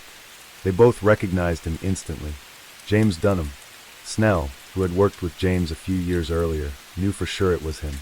The coldness in his eyes and the deep scratches on his face, probably from Hattie fighting back before he killed her, made it clear this was the man they'd been hearing about. Even though Parker and Snell were tough and used to hard situations, they couldn't help but feel the weight of what had happened. Still, they kept their cool and didn't let on that they knew who he was. The stranger seemed nervous but kept talking. He told them he hadn't eaten in days and had broken into Snell's cabin for food. Parker, seeing how worn out he looked, offered him a place to stay for the night. But the stranger got even more anxious and turned it down. He claimed he had to get to a nearby valley before nightfall and asked for directions. Parker, being clever, told him to stick to the main trail, mentioning that there were bandits in the hills. But that was a trick to keep him on the open path, where it would be easier for them to track him later. After that, they parted ways. Once the stranger was out of sight, Parker and Snell headed to Smith's Creek Hotel, where they called the sheriff's office. The sheriff didn't waste any time. He quickly gathered his men, brought along 2 bloodhounds, and headed straight for the location. But as soon as they arrived, a thick fog rolled in, making it nearly impossible to search for James at that moment. However, the next morning, as soon as the fog cleared, they were ready to go. And by the end of the day, they had found something big, the horse that belonged to Jimmy Wells. The same one that James Dunham had stolen from the McGlindsey family. Along with the horse, they found pieces of Dunham's clothing and signs of recent campfires. But then something strange happened. While they were out searching, they suddenly heard a gunshot. The source of the shot was a mystery, and no one could figure out who fired it or where it came from. Some people thought it might have been a hunter from the other side of the mountain, but other investigators believed that James could have taken his own life. Still, since his body was never found, that theory couldn't be confirmed. The very next day, on May 30th, evidence surfaced showing that James had broken into a cabin near Mt. Hamilton, proving that he was still alive at that time. By June 1st, word spread that James Dunham had bought supplies, reigniting the manhunt. Not long after, a rifle and pistol were reported stolen from a cabin in Glenwood. This led investigators to believe Dunham had managed to slip away from Mt. Hamilton and was heading south. On June 2nd, the sheriff's posse jumped onto a train bound for Hollister after hearing that Dunham might be moving under the cover of darkness toward Kiantsaba Valley. They suspected he was seeking help from Mexican communities that weren't aware of his horrific crimes. On June 4th, a man at Hayes Station gave an eerily accurate description of Dunham's clothing, shoes, and hat, without even being asked. This added weight to the theory that Dunham was trying to hide out in Tulare County. A rancher in Merced claimed he had shared a meal with Dunham. This lead turned out to be another dead end. By June 7th, the search was losing steam. Some doubted Dunham had even made it as far as Fresno County. Adding to the mystery, rumors swirled that he might have ditched his horse for a bicycle to make his getaway. Dunham was known as a skilled long-distance cyclist, and it seemed like a smart move to avoid drawing attention. One sighting placed a man matching his description arriving in Bakersfield on a bike as early as May 29th. It's worth pointing out that James Dunham seemed to have been planning his escape well in advance. Just one day before the murders on Monday, May 25th, he withdrew his entire life savings, around $1,000 from the bank. The next day he stashed a bicycle in the brush near a dry creek bed, only a few hundred yards from the house. This makes the theory that he used a bicycle to flee not far-fetched at all. In fact, it seems like Dunham had carefully thought through his getaway, choosing the bike as a quieter and less conspicuous means of escape, compared to a horse. By this point, the search for James Dunham was falling apart. Every lead seemed to hit a wall, and people were left with one burning question. Why did he do it? On June 1st, nearly a week after the murders, Ada's will was made public, and it sent shockwaves through the investigation. Just 80 days before her death, she had written that none of her assets would go to her husband, Colonel R. P. McGlindsey. Instead, her entire fortune worth over $335,000 was left to her son, James Wells. Her daughter Hattie received just $100. This revelation gave investigators a chilling theory. What if Dunham murdered the family to ensure his son would inherit everything? With the family gone, Ada's estate would pass to her grandson, making Dunham the trustee in charge of the money. This painted a picture not of a man who acted in a fit of rage, but of someone who meticulously planned the brutal murders out of pure greed. Still, one big question lingered. How did Dunham plan to get away with it? As days turned into weeks, and weeks into months, the trail grew colder. The manhunt that had once united entire communities started to lose steam. A year later, even the most dedicated trackers were forced to admit defeat. Despite this, reports of sightings kept trickling in, each one adding to the growing mystery. Some claimed Dunham was spotted in Texas, Wyoming, or Massachusetts. Others said he had escaped as far as China. One theory suggested he fled to Cuba on a steamboat, while others believed he had died in the mountains. Every tip seemed promising at first, but each one ended the same way, a dead end. As time went on, it felt like James Dunham had vanished into thin air, leaving nothing behind but questions and a legacy of horror. Interestingly, several men were accused of being the fugitive over the years. In early June, just weeks after the murders, a man near San Miguel asked for food, and some believed he was Dunham, but after further investigation, it turned out he was just another outlaw with no connection to the crime. A year later, in 1897, authorities arrested a man in Mexico who fit a loose description of Dunham. However, he was quickly cleared when closer examination proved he wasn't the killer. Then in 1901, a man named Charles Franklin Krill found himself at the center of the manhunt. Arrested in Wichita, Kansas, he was transported to San Jose, where he was charged with being Dunham. Krill shared some physical traits with the fugitive, including height, weight, and even scars, but the evidence against him didn't hold up. After weeks of being questioned, Krill was finally released, though the experience left him shaken. Interestingly, Krill later cashed in on his ordeal by selling tickets to people curious about his close call with the gallows. The years didn't slow down the string of sightings and arrests. In 1902, rumors swirled that Dunham was living among the Navajo. By 1904, another dramatic moment unfolded in Arizona. After a shootout, a man confessed on his deathbed to being Dunham. Authorities were hopeful, but once again, this lead proved to be false. In 1908, yet another man, this time from Texas, was accused of being Dunham. William Hatfield was brought all the way to San Jose for a hearing, but after a brief investigation, he too was released. As time passed and the sightings dwindled, many people began to believe Dunham was no longer alive. Some speculated that he had taken his own life shortly after the massacre, possibly in the mountains where he was last seen. This theory gained traction when skeletal remains began turning up in the following years. In 1898, just 2 years after the murders, bones were discovered and examined to see if they belonged to Dunham. Over the next 4 decades, more sets of remains were uncovered, including some in the Pacheco Pass area, but none could be definitively linked to him. One strange twist involved a set of bones that disappeared entirely, possibly stolen by someone hoping to claim the reward money. Even so, the mystery persisted, with every discovery reigniting the hope that justice might finally be served. As if the story wasn't already tangled enough, alternative theories emerged. Some believed Dunham hadn't committed the murders at all. Instead, they argued that he had been killed himself and framed to divert attention from the real culprits. While intriguing, these ideas lacked credible evidence and were largely dismissed. For over 100 years, the story of James Dunham has stayed a big mystery. Did he die alone in the wilderness, lost and forgotten? Or did he escape, living a new life under a different name? We may never know the truth, but one thing is certain.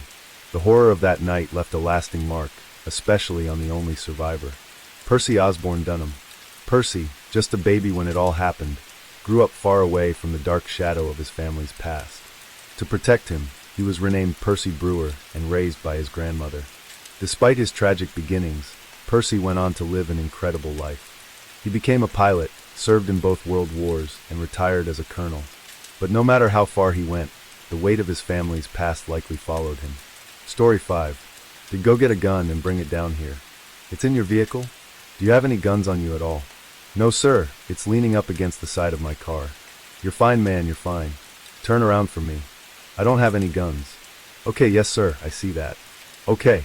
This is your wife and son. And son. Okay.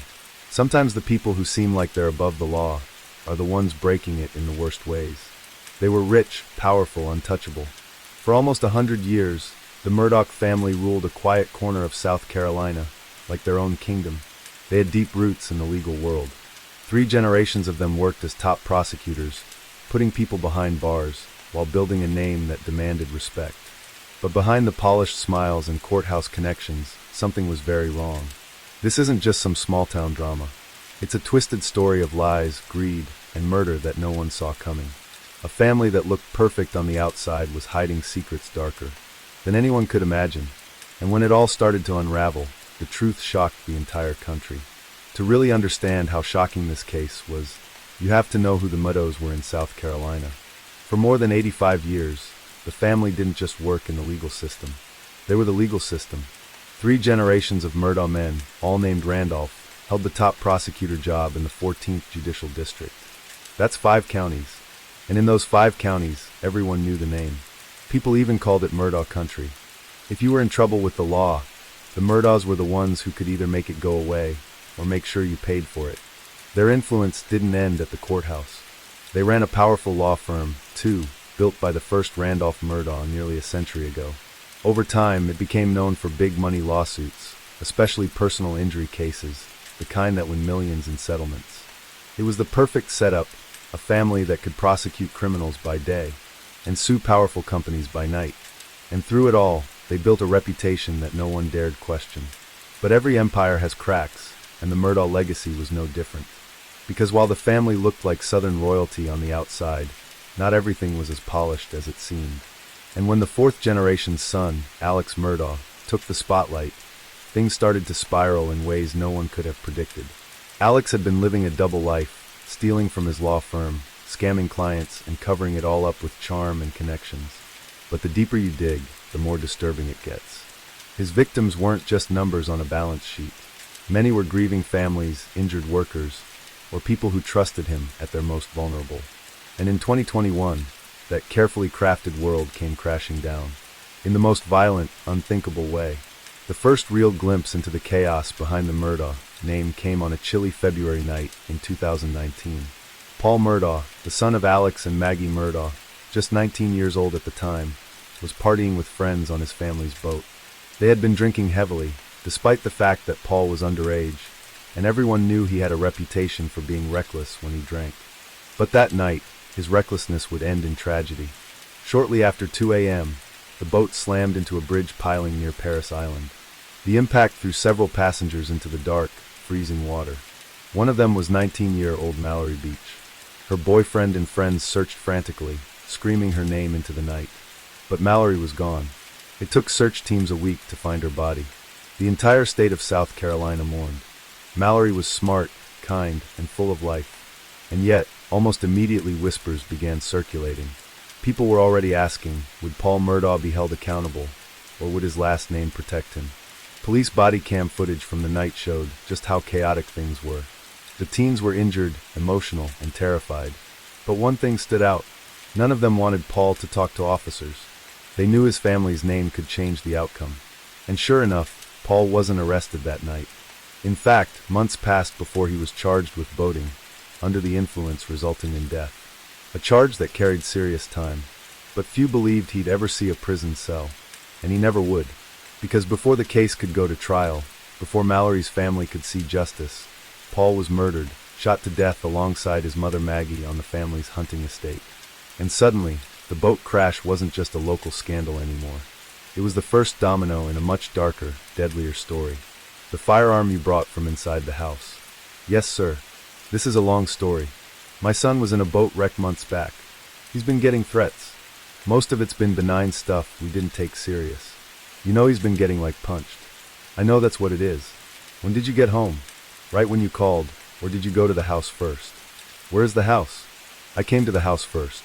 My mom has late-stage Alzheimer's, and my dad is in the hospital. On the night of June 7th, 2021, Alex Murdaugh made a chilling 911 call at 10:06 p.m. His voice shook as he told police he had just found the bodies of his wife, Maggie, and his 22-year-old son, Paul. Okay, and are they breathing? No, ma'am. Okay, and you said it's your wife and your son. My wife and my son. They were both lying near the dog kennels on the family's massive hunting property. An estate so big it spanned over 1,700 acres in Islington, South Carolina. Actually, hold on. Some people just want to go. Fire rescue might have some more sheets we can steal. That's why it shouldn't be like 550. No, it is. Both had been shot multiple times, and what disturbed investigators even more, they were shot with 2 different guns. Whoever did this had come prepared, or maybe had access to more than one weapon. Alex told officers he hadn't been home at the time of the murders. He said he was visiting his mother, who suffers from dementia, but something about his story didn't quite sit right. And quietly behind the scenes, the South Carolina Law Enforcement Division had already marked him as a person of interest from day one. As the investigation unfolded, the picture got darker. Prosecutors discovered that Maggie had been considering divorce. She had even met with a lawyer in Charleston just weeks before her death. But when asked about whether he had any arguments with his wife, Alex would say they didn't have much to argue about. "Thank you. How many pellets are normally in a buckshot?" 10, 12. And as if that wasn't enough, investigators were also starting to untangle a massive web of financial crimes tied directly to Alex. For weeks, he had been stealing millions of dollars from his own law firm, from clients, even from the grieving families he claimed to represent. Everything was unraveling. The motive? Prosecutors believed Alex killed his wife and son to distract from his exploding financial scandals and win back public sympathy, a desperate, twisted attempt to shift attention away from the lies and fraud that were finally catching up to him.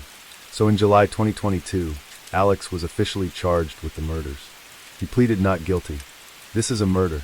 On June 7, 2021, did you take this gun or any gun like it and shoot your son Paul in the chest and the feed room at your property off Moselle Road?" "No, I did not." But in March 2023, after a trial that captivated the nation, the jury found him guilty on all counts. The next day, he was sentenced to 2 consecutive life sentences without the possibility of parole. When Alex Murdaugh was convicted of murdering his wife and son, many believed justice had finally caught up with the disgraced attorney.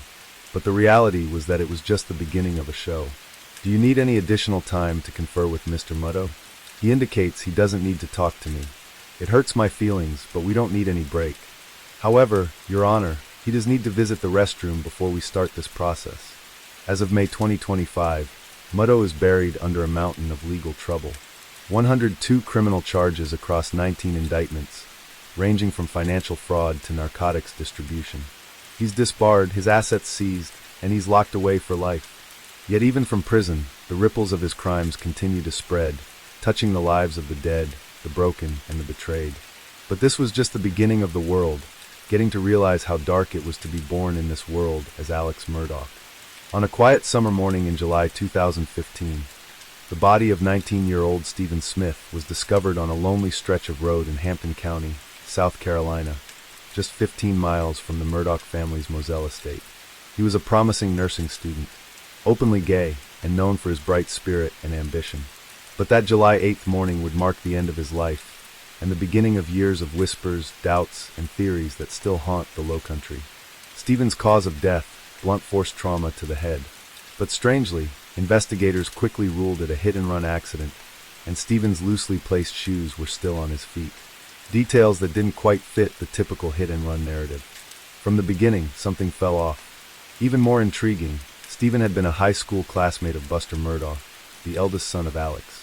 As investigators talked to people in the community, a troubling theme kept emerging. Multiple individuals mentioned Buster's name and connection to Stephen. Some even claimed the two had been involved in a secret relationship. In a small southern town where tradition runs deep, Stephen's openness about his sexuality made him a target for both admiration and also cruelty. But despite all the rumors, the case went cold, and for years justice seemed out of reach. Still, whispers never stopped. According to the Greenville News, talk of a cover-up involving someone close to the Murdaugh family began to swirl. The Island Packet described the entire case as one that reeked of insider interference, raising eyebrows about how the investigation was handled and why certain leads were never followed. Then, in June 2021, everything changed. As the South Carolina Law Enforcement Division was digging into the shocking double murders of Maggie and Paul Murdaugh, they stumbled upon new evidence related to Stephen Smith's case. Whatever they found was serious enough to reopen the investigation into Stephen's death 6 years after the fact. Fast forward to March 22, 2023. SLED finally made it official. Stephen Smith's death was not a hit-and-run accident. It was a homicide. The admission confirmed what many in Hampton County had suspected all along. Stephen had been murdered. Yet, as of May 2025, no one has been charged. Buster Murdaugh, whose name has been tied to the case again and again, issued a rare public statement. He strongly denied any involvement, calling the rumors baseless and stating that at the time of Stephen's death, he had been at the family beach house in Edisto Beach with his mother and brother, and said that you and Stephen were romantically involved. His brother says that someone approached him, and says that you were with a group of young men who beat him with a baseball bat. What do you say to that, to both of those absolutely baseless rumors? I unequivocally deny anything that you just read off of that piece of paper. These rumors of my involvement with Stephen and his death are false, he said. So what really happened to Stephen Smith that night on a dark country road? Who killed him and why? Was it a hate crime? A tragic secret? Or something far more tangled in the Murdaugh family's powerful web? The answers still haven't come, but one thing is clear. Stephen Smith's story isn't going away, and neither are the people demanding justice in his name. The crimes kept unfolding. In February 2018, longtime Murdaugh housekeeper Gloria Satterfield supposedly tripped over the family dog and fell down the steps. She lingered in the hospital for weeks before dying of a stroke. But here's the kicker. No autopsy, no coroner, and a death certificate that labeled the cause as natural. Her sons were awarded $4.3 million from the insurance payout. They saw none of it. Instead, Murdaugh, alongside his banker and lawyer, stole every last penny. In the courtroom, attorney Eric Bland called it evil. Eventually, the Satterfield family recovered $6.5 million, but the damage was done. By 2023, Murdaugh was sentenced to 27 years in prison for this, and other financial crimes that we will cover later in this video. His co-conspirator, Corey Fleming, was sentenced to nearly 14 years, while the banker escaped indictment, but not scandal. His CEO was fired. Mallory's family filed a wrongful death lawsuit implicating Alex and Buster in providing alcohol to Paul. Soon after, allegations surfaced that Alex had coached the surviving teens to stay quiet, and even steered them to a family friend as their lawyer to control the narrative. This case and the pressure it brought began to unravel the Murdaugh empire. Right before Maggie and Paul were killed, Alex was scheduled to hand over financial records. Maggie had hired a forensic accountant. Days later, both were dead. Coincidence or something more sinister? By September 2021, Alex Murdaugh's carefully crafted life of power, wealth, and prestige was starting to fall apart and fast. It all began on September 3, 2021, when Alex suddenly resigned from his family's powerful law firm, Peters, Murdaugh, Parker, Eltsroth, and Dietrich PMPD. Behind the scenes, his colleagues had confronted him over allegations of embezzlement and not just pocket change. We're talking millions of dollars. According to the New York Times, the financial discrepancies were staggering. That moment marked the crumbling of what one journalist called Alex Murdaugh's house of cards. The public began to watch, fascinated as the scandal spiraled into something darker than anyone had imagined. But the very next day, things took an even stranger turn. On September 4th, Alex called 911 from a rural South Carolina road. He said he'd been shot in the head while changing a tire. A mysterious truck had supposedly slowed down beside him. Someone fired a shot and then sped off. Alex survived, but just barely. His injury turned out to be a superficial graze, not life-threatening, and he was released from the hospital shortly after. Then came a public statement. Alex announced he was entering rehab for a long-standing opioid addiction, seeking treatment in Orlando, Florida. On the surface, it seemed like a man at rock bottom, but behind the scenes, investigators were already piecing together a much more calculated and bizarre story. Just 10 days after the shooting on September 14th, the South Carolina Law Enforcement Division dropped a bombshell. The shooter wasn't a random stranger. It was Curtis Edward Smith, a distant cousin, former client, and Alex's alleged drug dealer. But here's where the story takes a sharp, almost unbelievable twist. The shooting was staged.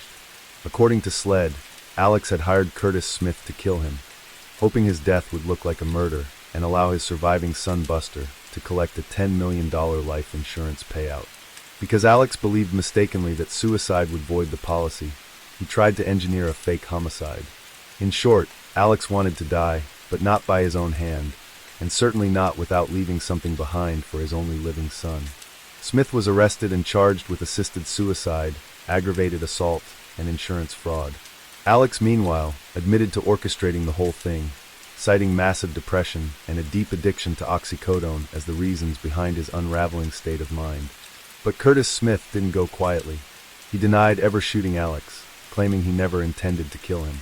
In Smith's version of events, Alex was the one spiraling, and Smith simply fired a warning shot into the air to knock some sense into him, not to take his life. It had nothing to do with insurance fraud, he insisted. By November 4th, a Hampton County grand jury indicted Alex on 3 charges related to the botched assisted suicide scheme. But the damage to his credibility and the Murdaugh family name was already done. This bizarre roadside plot wasn't just a failed insurance scam. It revealed how far Alex Murdaugh was willing to go to escape the crumbling empire he once controlled. And for the public, it was yet another jaw-dropping twist in a saga that seemed to have no end. In June 2022, the state grand jury indicted Murdaugh for narcotics distribution. Over 8 years, Alex and Curtis Smith allegedly used stolen money, $2.4 million worth, to buy and distribute drugs across multiple counties. A prominent lawyer laundering drug money through fake accounts while his addiction spiraled out of control.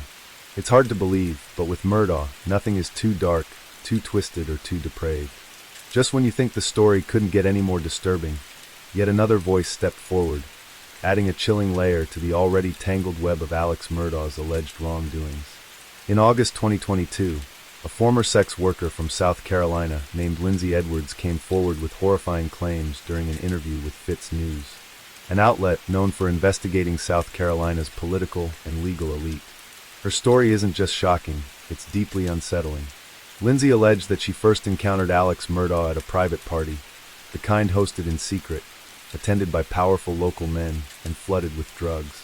What started as what she described as a service quickly turned violent. According to Lindsay, the situation escalated when Murdaugh began choking her during the encounter, and despite her desperate attempts to fight him off, scratching his arms trying to escape, he continued to rape her. Normally, Lindsay said, if things got out of hand, a bouncer working for her madam would step in and protect the girls. But that night was different. The madam didn't stop it. Why? Because she had what Lindsay called an exchange of services agreement with Murdaugh, meaning his power and connections gave him a pass to do whatever he pleased, no matter how brutal, and it didn't end there. Lindsay went on to claim that this wasn't a one-time nightmare. She described at least 3 more encounters with Murdaugh, each one violent, each one forced. According to her, the madam and an armed bouncer pushed her into these sessions. There was no escape for her. These allegations paint a picture of predatory abuse, enabled by those who were supposed to protect her, and allegedly covered up by people who prioritized influence over justice. The South Carolina Law Enforcement Division is currently investigating Lindsay's claims, but as of now, no charges have been filed. Coming back to the financial frauds committed by Alex, for which on December 9, 2021, more criminal charges were filed. Investigators were now talking about a $6 million scam involving forged checks, fake settlements, and elaborate lies designed to funnel money into Alex's pockets while leaving his clients with scraps. Then came January 2022, another blow. The grand jury added 23 new charges, including the theft of over $2.6 million from clients like Natasha Thomas, Arthur Badger, Dion Martin, again, and the grieving family of Hakeem Pinkney, a deaf man who became paralyzed in a crash and later died under suspicious circumstances. Alex had supposedly arranged financial management for Hakeem's settlement, yet $800,000 to $1 million vanished. And then there was Russell Lafitte, a bank CEO. By April 2022, investigators said Murdaugh, Fleming, and Lafitte were all in on it, conspiring, covering each other's tracks, and robbing clients blind. By August 2022, another twist. Murdaugh was indicted alongside 2 more men, Spencer Anjuan Roberts and Jerry K. Rivers, for stealing nearly $300,000 from his own brother and former law firm. Yes, even his own family wasn't safe. In total, prosecutors believe Alex stole nearly $8.8 million from more than a dozen victims. And the way he did it, cold and calculating. He'd negotiate settlements for his clients, usually those who were poor, disabled, grieving, or uninformed. Then he'd pay them just enough to keep them quiet and pocket the rest. Some of his victims were minors, immigrants, and even families of the deceased. He even used money orders to an unnamed family member to launder the stolen money. On May 24, 2023, the U.S. Attorney's Office indicted Murdaugh on 22 federal counts: wire fraud, bank fraud, money laundering, and conspiracy to commit both. They estimated $12.4 million stolen. Murdaugh agreed to another plea deal, this time facing up to 30 years in federal prison. But there was a catch. He had to tell the truth, and he didn't. Right before sentencing, federal prosecutors revealed Alex had failed a polygraph test, and that $1.3 million more in stolen money and 11 additional victims had been discovered. The judge didn't throw out the plea deal. The punishment got harsher. On April 1, 2024, Alex Murdaugh was sentenced to 40 years in federal prison to run alongside his 2 life sentences for murder and the 27-year state sentence. He was also ordered to pay $8.7 million in restitution to 25 known victims, a small sliver of justice for lives permanently altered by a man who once took an oath to protect them. So where does it all end? What started as the tragic murders of a wife and son quickly unraveled into one of the most shocking scandals in recent history. Alex Murdaugh, once a respected attorney from a powerful Southern family, was exposed for a staggering list of crimes: financial fraud, drug addiction, staged suicide, money laundering, and more.